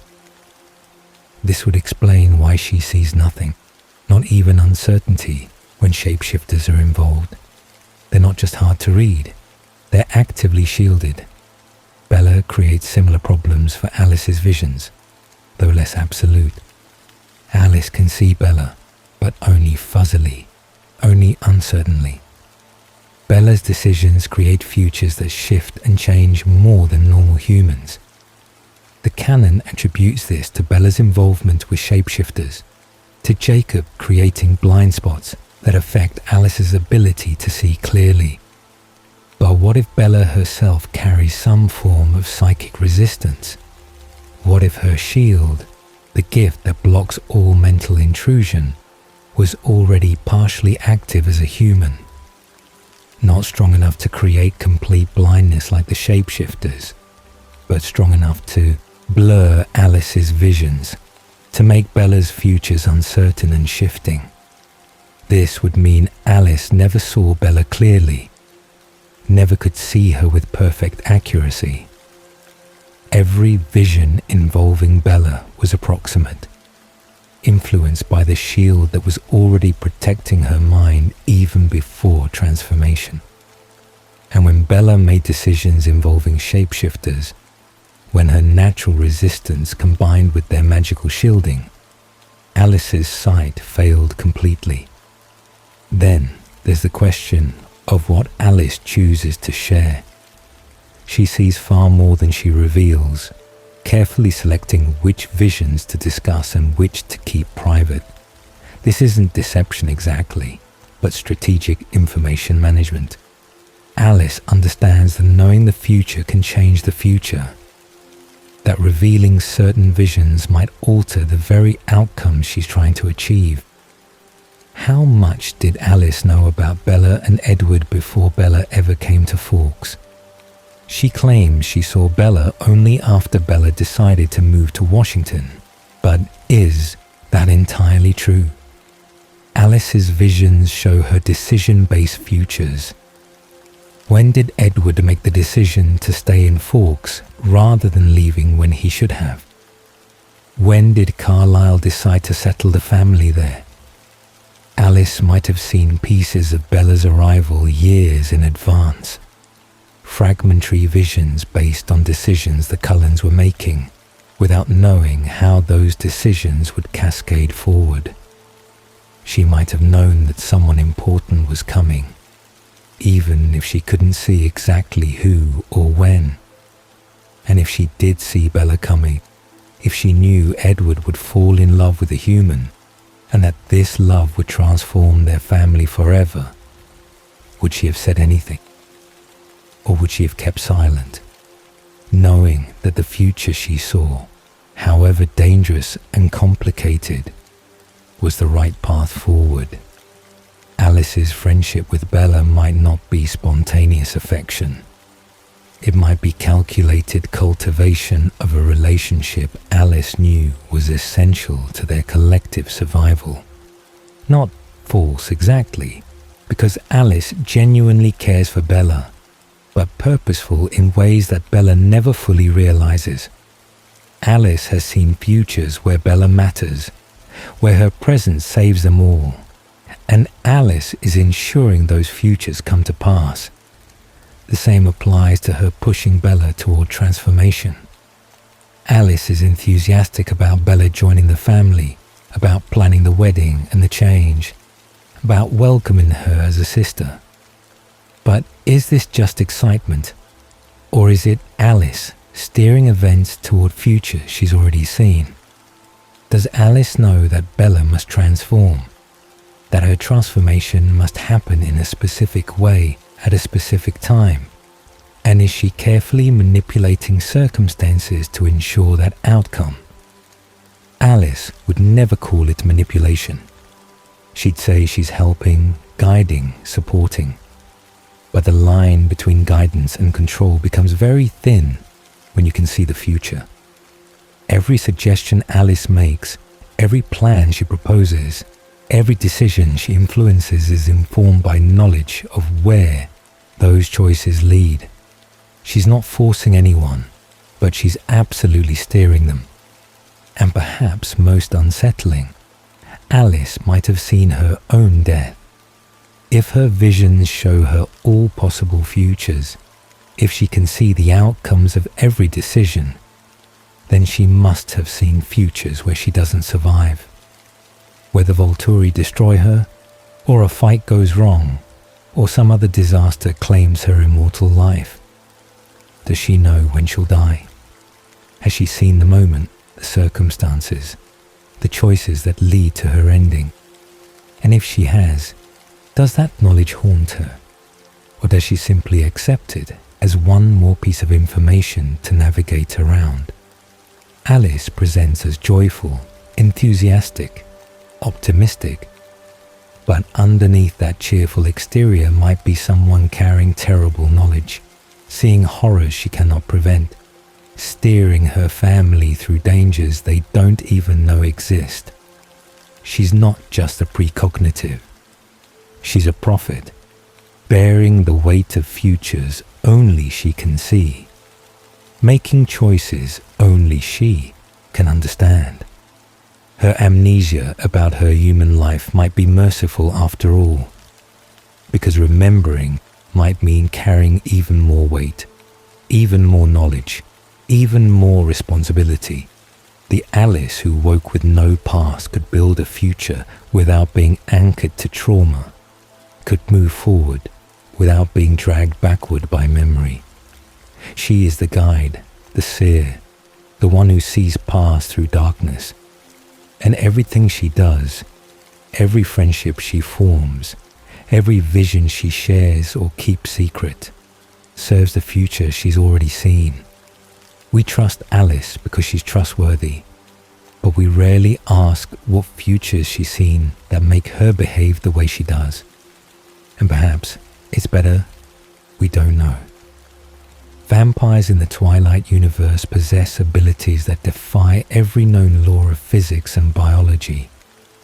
They're stronger than any natural creature their size should be. They move faster than the human eye can track.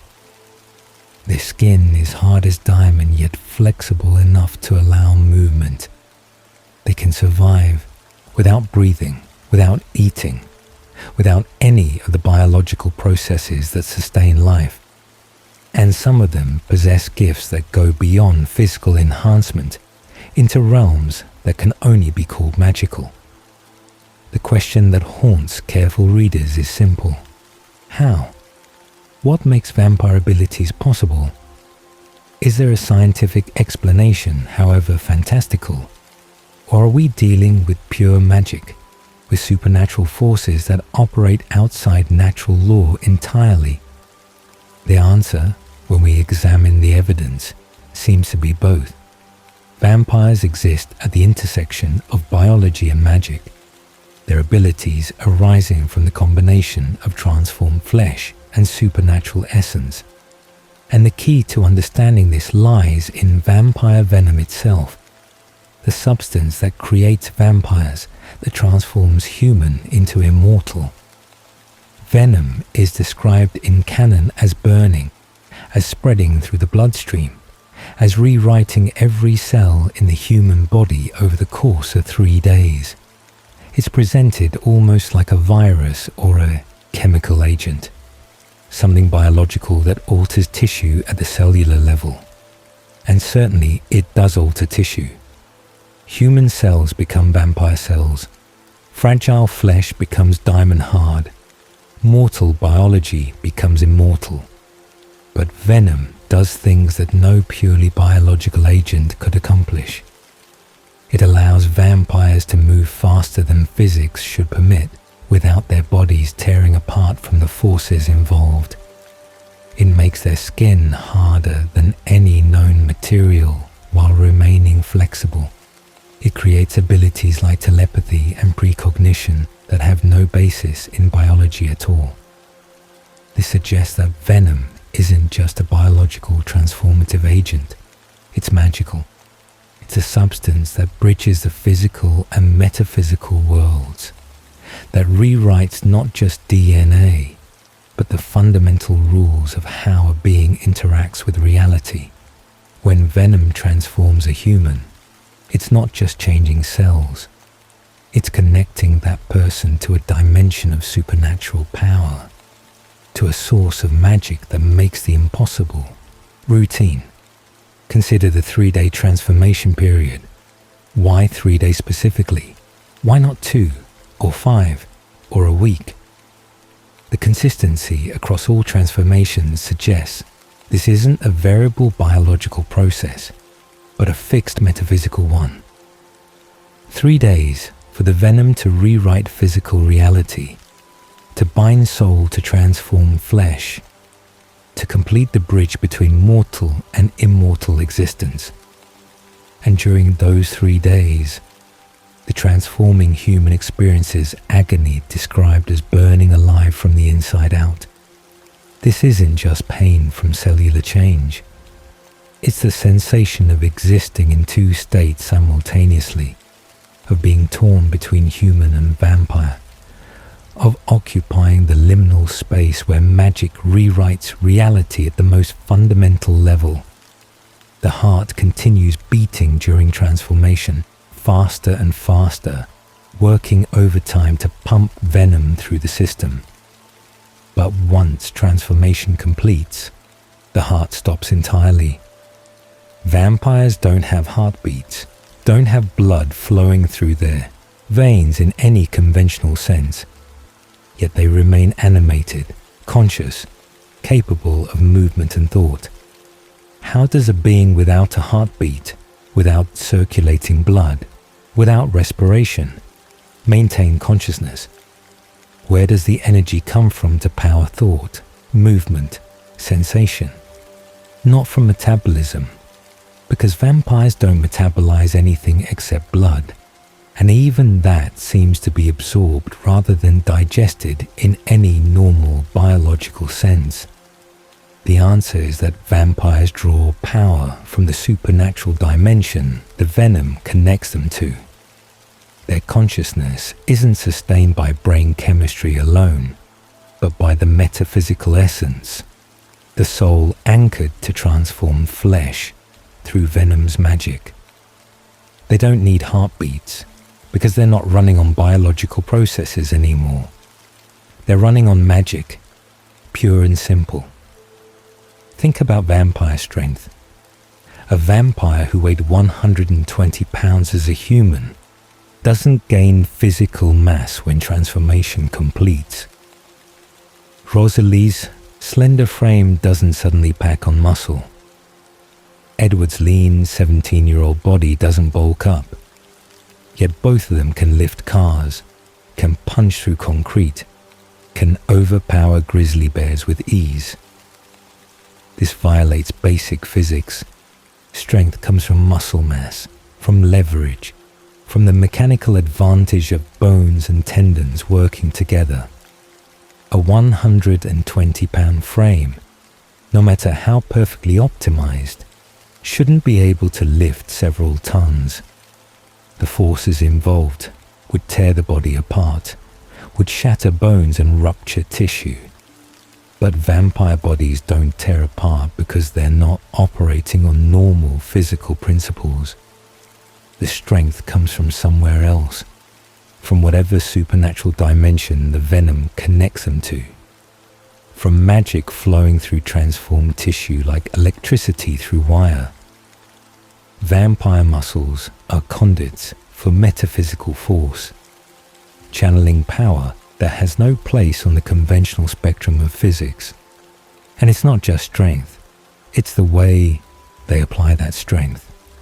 Vampires can grip things with enough force to crush stone, yet hold a human hand gently without leaving a mark.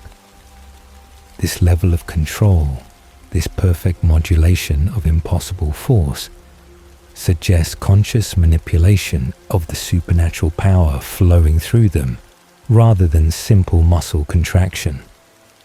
The same principle applies to speed.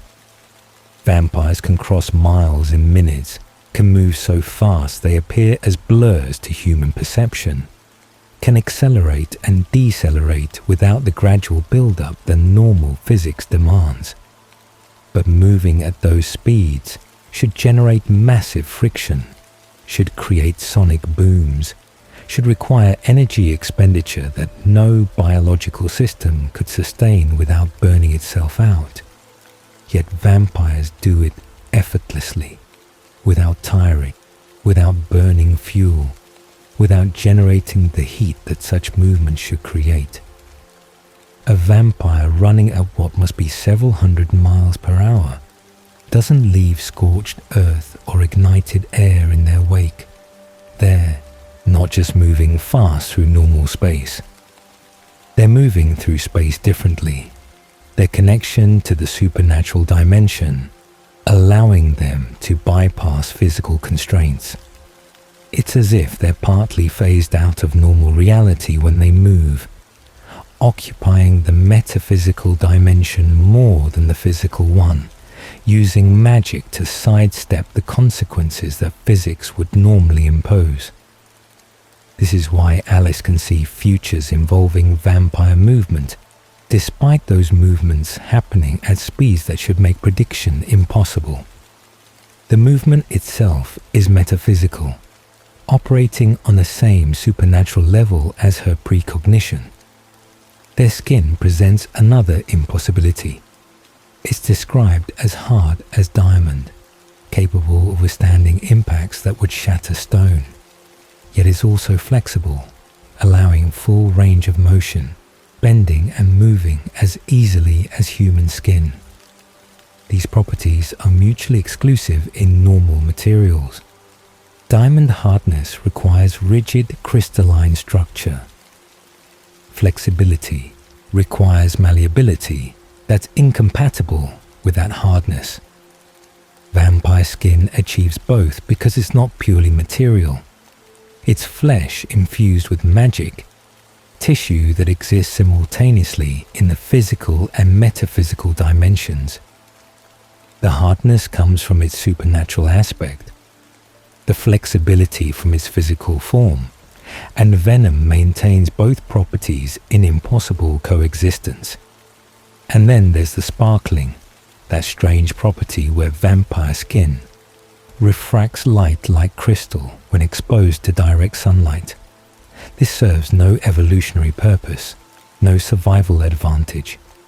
If anything, it's a disadvantage, making vampires immediately recognizable as other, as not human, as something that shouldn't exist. But it reveals the fundamental nature of vampire existence. They're beings of compressed supernatural power wearing flesh. The sparkling is that power becoming visible. The magic concentrated in their tissue refracting light in ways that normal biological matter cannot. They literally shine with the supernatural force that animates them. Now consider the gifts, the special abilities that some vampires develop. These push even further beyond what biology could explain into realms that are purely magical. Edward's telepathy cannot be explained by enhanced senses or superior brain structure. There's no physical mechanism for consciousness transferring between minds, no organ for receiving thoughts, no biological basis for one person to access another's internal mental state. Edward's telepathy is supernatural, full stop. It's his soul, his essential nature, reaching through the metaphysical dimension that all vampires connect to and perceiving the consciousness of those around him. The venom didn't create this ability from nothing. It took Edward's human nature, his deep desire to understand others, his orientation toward empathy and connection, and gave it supernatural power. Because that's the pattern we see with all vampire gifts. They amplify and literalize what already existed in the human soul. Edward wanted desperately to understand people, to bridge the isolation he felt. As a vampire, that desire became telepathy, the literal ability to know minds. Alice had precognitive flashes as a human, moments of inexplicable knowing. As a vampire, those flashes became full visions of future possibilities. Jasper could read and influence emotions as a human through charisma and empathy. As a vampire, he can literally feel and manipulate the emotional states of everyone around him. Bella protected her inner thoughts and feelings with fierce privacy. As a vampire, that protection became a shield that blocks all mental intrusion. The gifts aren't random. They're expressions of soul-meeting magic, of essential nature given supernatural power through transformation. And this explains why gifts are so rare. Most humans don't have soul orientations pronounced enough or specific enough to manifest as literal abilities. They have personalities, preferences, talents, but nothing so fundamental to their essential nature that venom can transform it into metaphysical power. Only those with the strongest soul orientations, with the deepest fundamental natures oriented in specific directions, develop gifts. And those gifts always reflect who they were as humans. The magic doesn't create something new. It reveals and amplifies what was already there, buried in the soul, waiting for transformation to give it form. This is why the Volturi are so obsessed with collecting gifted vampires. They recognize that gifts represent the most powerful manifestations of vampire magic. Souls align perfectly with supernatural force to create abilities that reshape reality. Jane's pain illusion, Alec's sensory deprivation, Dimitri's tracking. These aren't just useful abilities. They're proof that vampire existence operates on metaphysical principles, that souls can literally rewrite the rules of reality when given sufficient power. And it explains why some gifts work on vampires while others only affect humans. Why some are mental while others are physical. Why each gift has specific rules and limitations. They're not biological abilities following consistent physical laws. They're magical expressions of individual souls, each operating according to its own internal logic, its own metaphysical rules. Bella's shield blocks mental gifts, but not physical ones, because her soul's orientation is toward mental privacy, toward protecting consciousness from intrusion. Physical attacks operate on a different principle, one her gift wasn't oriented toward defending against. Renata's shield works in reverse, protecting physically but not mentally, because her soul's orientation is different, her essential nature focused on physical rather than mental protection. Now consider the mate bond, perhaps the most mysterious aspect of vampire existence. When vampires encounter their true mate, recognition is instant and absolute. Edward knew Bella was his mate despite every logical reason to stay away from her. Carlyle recognized Esme despite centuries of solitude. The bond forms in a moment and lasts forever, surviving any obstacle, enduring through any separation. This cannot be biological. Evolution doesn't favor inflexible pair bonding of this intensity. From a survival standpoint, vampires would be better served by flexible social bonds, by the ability to form and reform partnerships as circumstances change. But mate bonds are absolute, permanent, non-negotiable. The loss of a mate causes permanent psychological damage, a wound that never fully heals even across centuries. Because mate bonds are supernatural, operating on the level of soul rather than body or mind. When vampires meet their mates, what's really happening is soul recognition mediated through the metaphysical dimension they're all connected to. Their essential natures perceive compatible essences, souls that resonate at compatible frequencies, consciousnesses that complement each other at the deepest possible level. It's not about physical attraction, though that usually manifests. It's not about compatible personalities, though mates usually harmonize well. It's about fundamental metaphysical resonance, about two souls recognizing in each other the completion they've been seeking, the missing piece that makes them whole. And because the bond is soul deep, because it operates on the metaphysical level rather than the physical or emotional, it survives anything short of the death of both parties. Physical separation doesn't weaken it. Time doesn't diminish it. Disagreements and conflicts don't break it. The bond exists independent of circumstance, anchored in the supernatural dimension where souls connect. This is why breaking mate bonds is so devastating. When Aro killed Didyme, he didn't just murder Marcus's wife. He severed a metaphysical connection that was never meant to be broken, that existed at the level of soul and magic, that defined Marcus's essential nature as much as his own consciousness did. Marcus survived the loss physically, but the metaphysical wound will never heal. He's connected for eternity to an absence, to a soul that no longer exists to connect to, and the bond itself ensures he can never move past that loss. The Volturi understand this, which is why they use mate bonds as leverage and control. Chelsea's gift allows her to manipulate emotional connections. but she cannot break true mate bonds. She can sever friendships, dissolve coven loyalties, redirect affections, but the soul-deep connection between true mates resists her manipulation.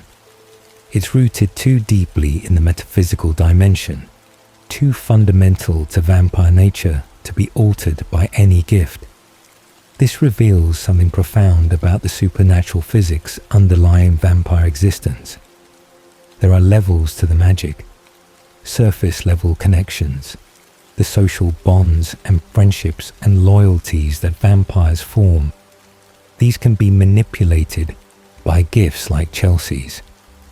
But deeper connections, the mate bonds and the soul orientations that create gifts, these exist on a more fundamental level, one that even powerful abilities cannot easily alter.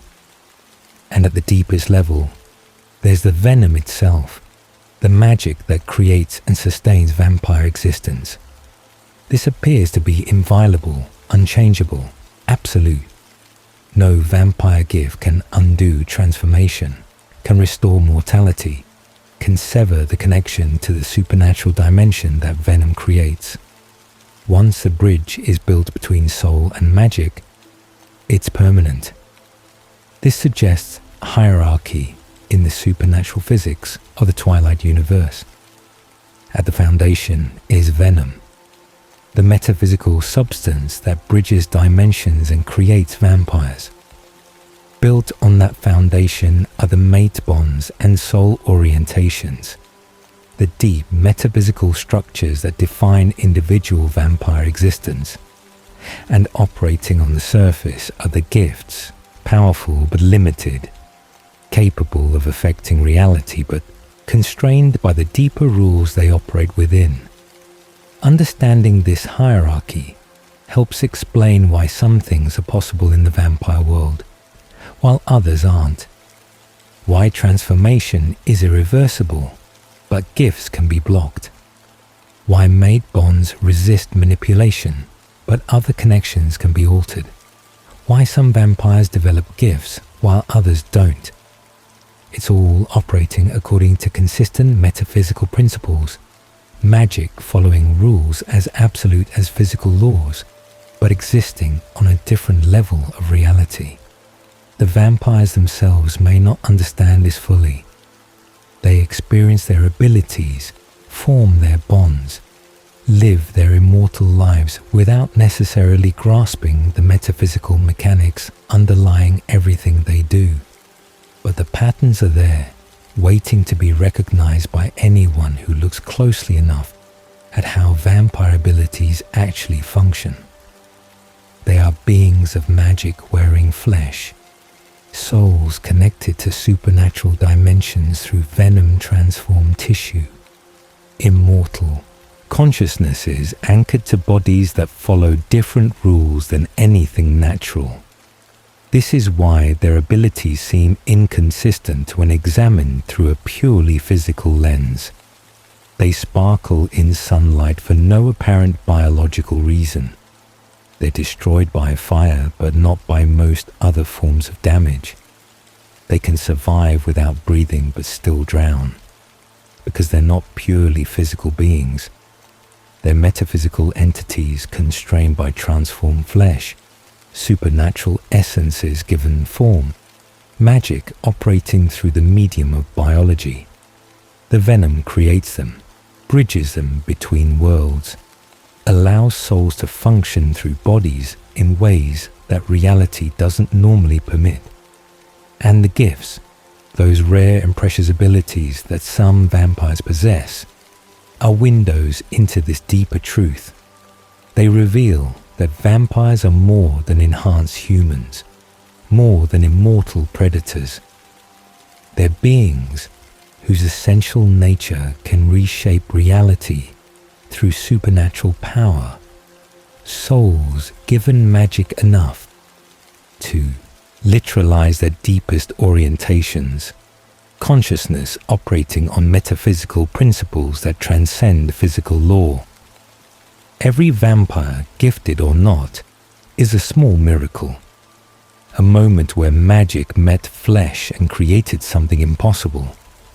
An immortal being sustained by supernatural force, channeled through venom-transformed tissue. They are proof that the world contains more than physics accounts for, that souls are real and powerful, that magic exists and flows through certain beings with the strength to reshape reality itself. The Twilight Saga presents itself as a story about vampires and werewolves, about the Cullens and the Quiluta, about Bella navigating between these two supernatural worlds. But buried in the text, mentioned in passing, hinted at but never fully explored, is evidence of a much larger supernatural landscape, one populated by beings we never meet, by magic the characters barely understand, by an entire hidden world existing alongside the vampire society we see. The most explicit reference comes through the Children of the Moon, the true werewolves that Caius hunts with genocidal hatred. Canon distinguishes them clearly from the Quilut shapeshifters. The shapeshifters are descendants of spirit warriors, able to transform at will into giant wolves through inherited magic. The Children of the Moon are something else entirely. Cursed humans who transform involuntarily during the full moon, losing all control, becoming mindless beasts until the moon sets, and they return to human form. Caius's vendetta against them is personal and absolute. He spent centuries hunting them to near extinction, pursuing them across continents, destroying any he finds with ruthless efficiency. The canon never fully explains why his hatred runs so deep, but the intensity of it suggests personal trauma, some encounter with a child of the moon that left permanent scars even on an immortal being. But here's what the text doesn't explore. If the Children of the Moon exist as a separate species from shapeshifters, if they're cursed humans transforming into wolves through different magic than the Quilut possess, then werewolf curses are real. And if werewolf curses are real, what else might be? What other forms of magical affliction or transformation exist in the Twilight universe? The concept of a curse implies someone or something with the power to curse, to inflict supernatural transformation on humans against their will. This suggests witches or sorcerers or some other magical practitioners capable of wielding transformative magic. And if such beings exist, if they can curse humans into becoming werewolves, they likely possess other abilities as well. Other spells, other forms of magic, other ways of interacting with the supernatural world. Elizar mentions witches when discussing Bella's shield. He says it's like magic, like witchcraft, in a way that suggests he's encountered actual witches, actual practitioners of magic distinct from vampire gifts. The comment is throwaway, casual, easy to miss, but it reveals that the Twilight universe contains magical humans, people who wield supernatural power without being vampires or shapeshifters or cursed werewolves. Who are these witches? What can they do? How do they relate to vampire society? The canon never answers these questions, but the implications are extraordinary. If humans can wield magic, if some possess abilities that rival or exceed vampire gifts, then the power dynamic between vampires and humans is more complex than it appears. Vampires assume superiority over humans based on physical dominance. They're stronger, faster, immortal, nearly indestructible.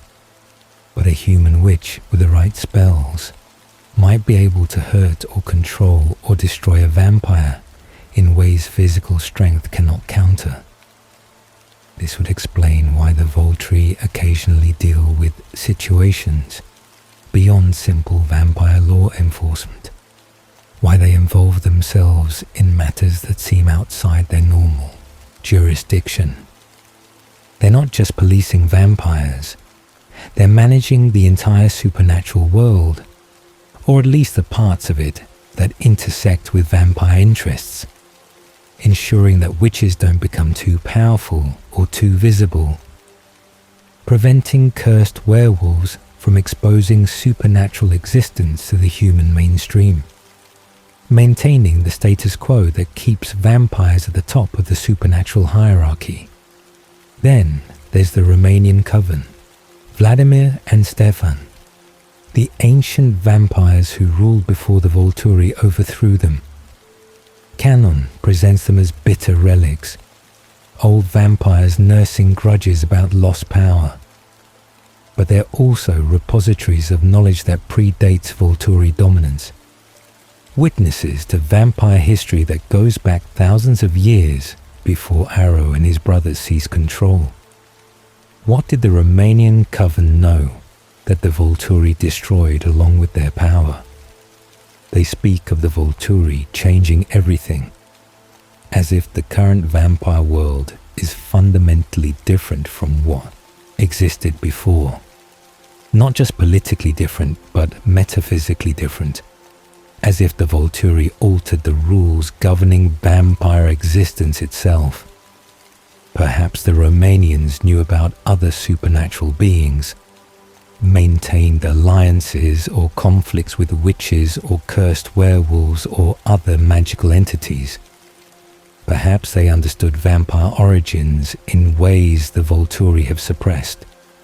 Knowledge of where venom came from, how the first vampire was created, what force or being initiated the transformation of human into immortal. The Volturi destroyed the Romanian power base with shocking totality. They didn't just defeat Vladimir and Stefan in battle. They dismantled their entire civilization, killed their followers, burned their libraries, and destroyed their records. This level of destruction suggests they weren't just eliminating political rivals. They were erasing knowledge, suppressing information that threatened Volturi control. What truths died with the Romanian Coven?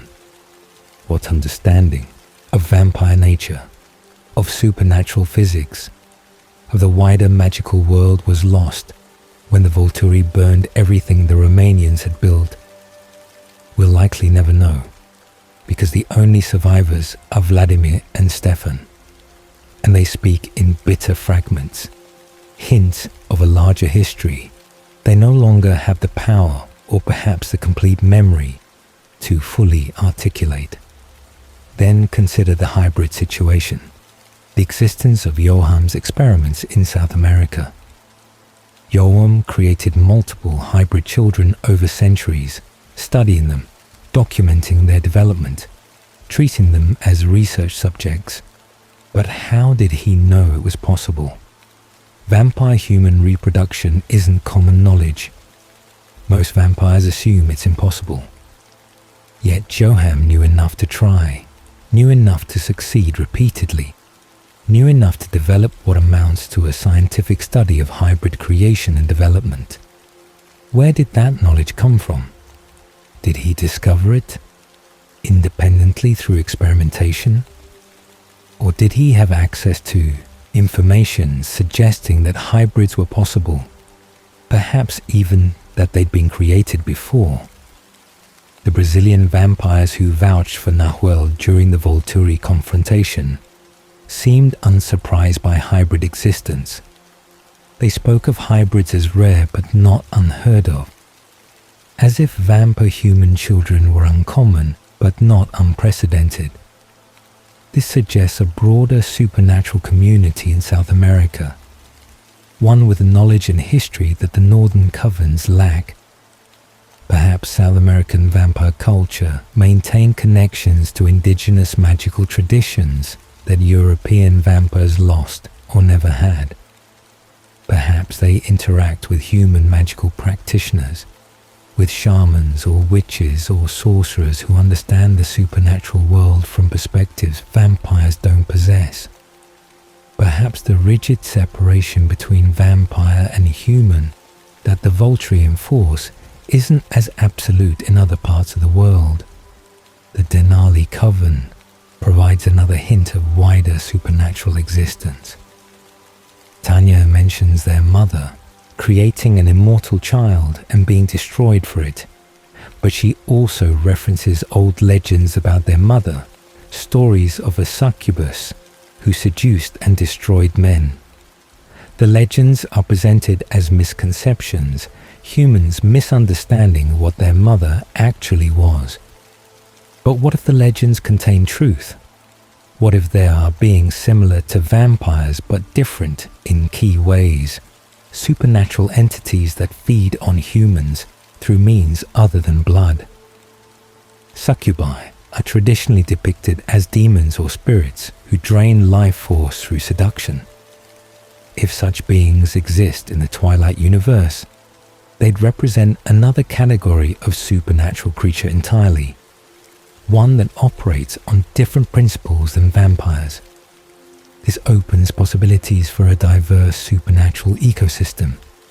Vampires who feed on blood, succubi who feed on life force, shapeshifters who transform through inherited magic, cursed werewolves who transform through affliction, witches who wield magic through study or innate ability, each group operating according to its own rules, its own nature, its own place in the hidden world that exists alongside human society.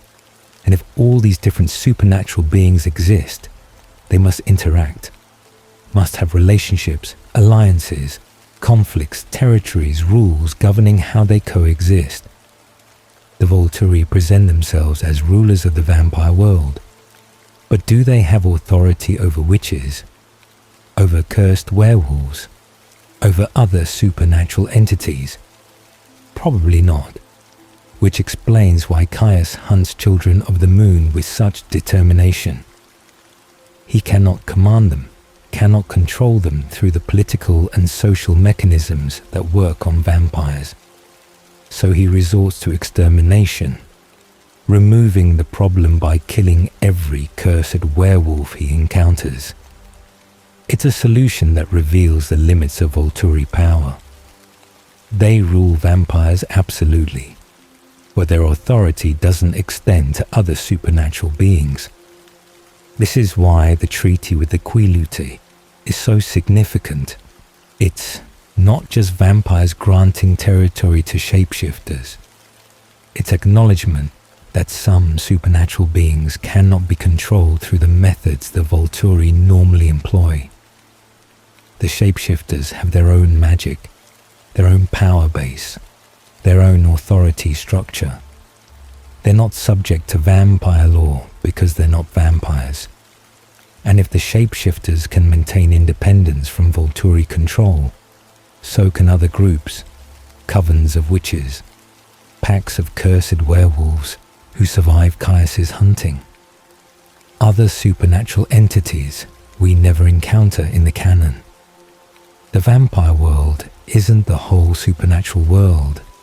It's just the part we see through Bella's limited perspective.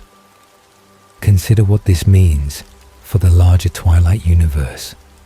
Somewhere, there are witches practicing magic, creating spells, perhaps even creating curses that transform humans into werewolves. There are magical humans who possess abilities that rival vampire gifts, who understand supernatural physics in ways vampires don't. There are cursed werewolves, possibly organized into packs, possibly scattered and hunted, but existing nonetheless.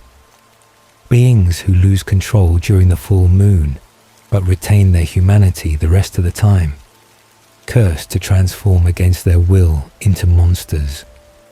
There might be other vampiric beings, creatures similar to vampires but feeding through different means, succubi draining life force, perhaps other demons or spirits that prey on humans in ways the Cullens never encounter. And there are almost certainly other shapeshifters beyond the Quileute, Native American legends are full of skinwalkers, spirit animals, humans who can take animal form. If the Quileute magic is real, if their transformation into wolves is genuine, then similar magic likely exists in other tribes, other cultures, other parts of the world. Bears and eagles and coyotes and ravens. Humans transforming into animal shapes through inherited magic or spiritual practice.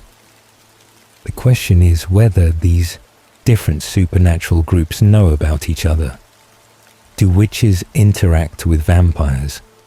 Do cursed werewolves encounter shapeshifters?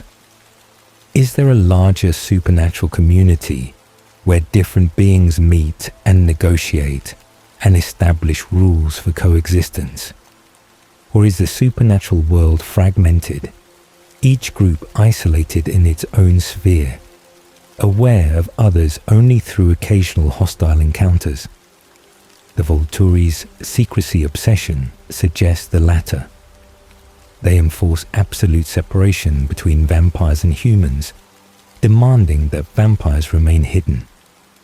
This isolation probably extends to other supernatural beings as well, each group maintaining secrecy from humans and from each other. But isolation creates vulnerabilities. Groups that don't communicate can't coordinate, can't defend against common threats, can't share knowledge that might benefit everyone. The Volturi prefer this fragmentation because it prevents other supernatural beings from uniting against vampire dominance.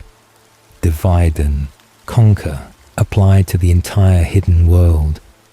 Yet there are hints of connection, moments where different supernatural groups acknowledge each other's existence.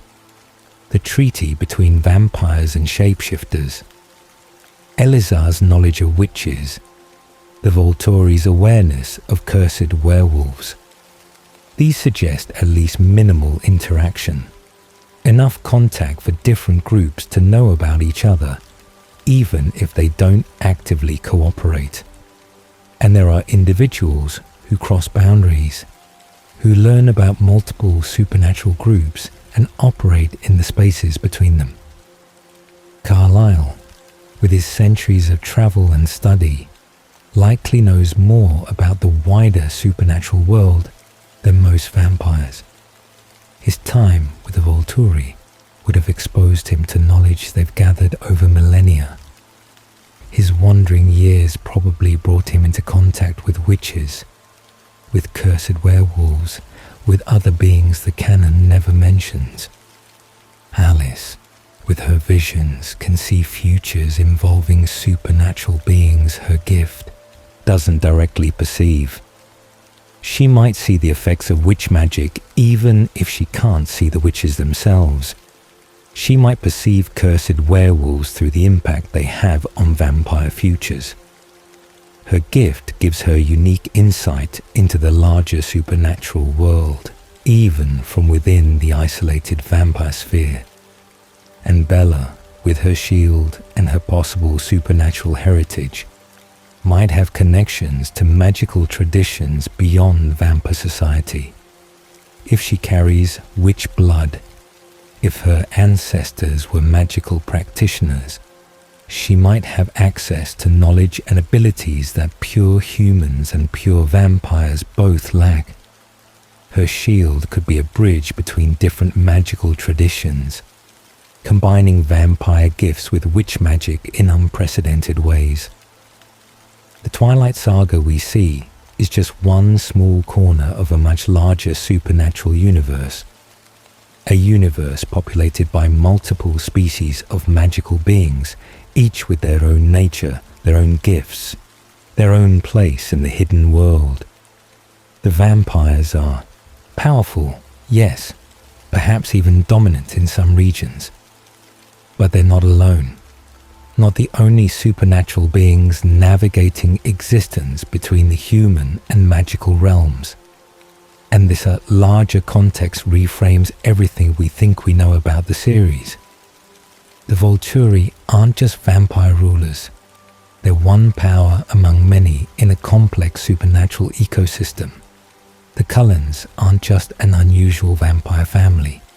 They're beings operating at the intersection of multiple supernatural traditions, connected through Bella and through their alliances to shapeshifters and possibly to other magical groups. The conflicts we see, the treaties and battles and political maneuverings, they're part of a much larger story. A story about how different supernatural beings coexist, how they negotiate territory and power, how they maintain secrecy from the human world, while managing relationships between different magical communities. Somewhere out there, beyond the edges of what the canon shows us, witches are casting spells. Cursed werewolves are transforming under full moons. Other shapeshifters are taking animal forms through their own tribal magic. Succubi or other vampiric entities are feeding on humans through their own methods. The supernatural world is vast and diverse, and mostly hidden from the perspective we're given. But is there, waiting in the shadows, hinted at in throwaway lines and casual references, a whole universe of magic and power and beings we never meet, but who nevertheless exist, who shape the world the characters inhabit in ways they might not even realize. And perhaps that's the most exciting implication of all. That Twilight is just the beginning, just one story in a universe containing countless others. That every supernatural being we meet might be connected to larger communities, to other magical traditions, to a hidden world far more complex and fascinating than what we see on the page. The vampires and shapeshifters are just the start. Beyond them lies an entire supernatural ecosystem waiting to be explored. And so we've wandered through the theories, the possibilities hidden between the lines, the questions that linger long after the final page. Some mysteries are meant to remain mysteries. Some gaps in the story exist so we can fill them with wonder, with speculation, with the theories that keep us returning to this world again and again. Canon gives us the foundation, but theories build castles in the air. Beautiful structures of what might be true, what could be possible, what the story never quite says but almost reveals. Which theories resonated with you tonight? Which did you reject? The beauty of interpretation is that it belongs to each of us, that we can see different truths in the same words, find different meanings in the same silences.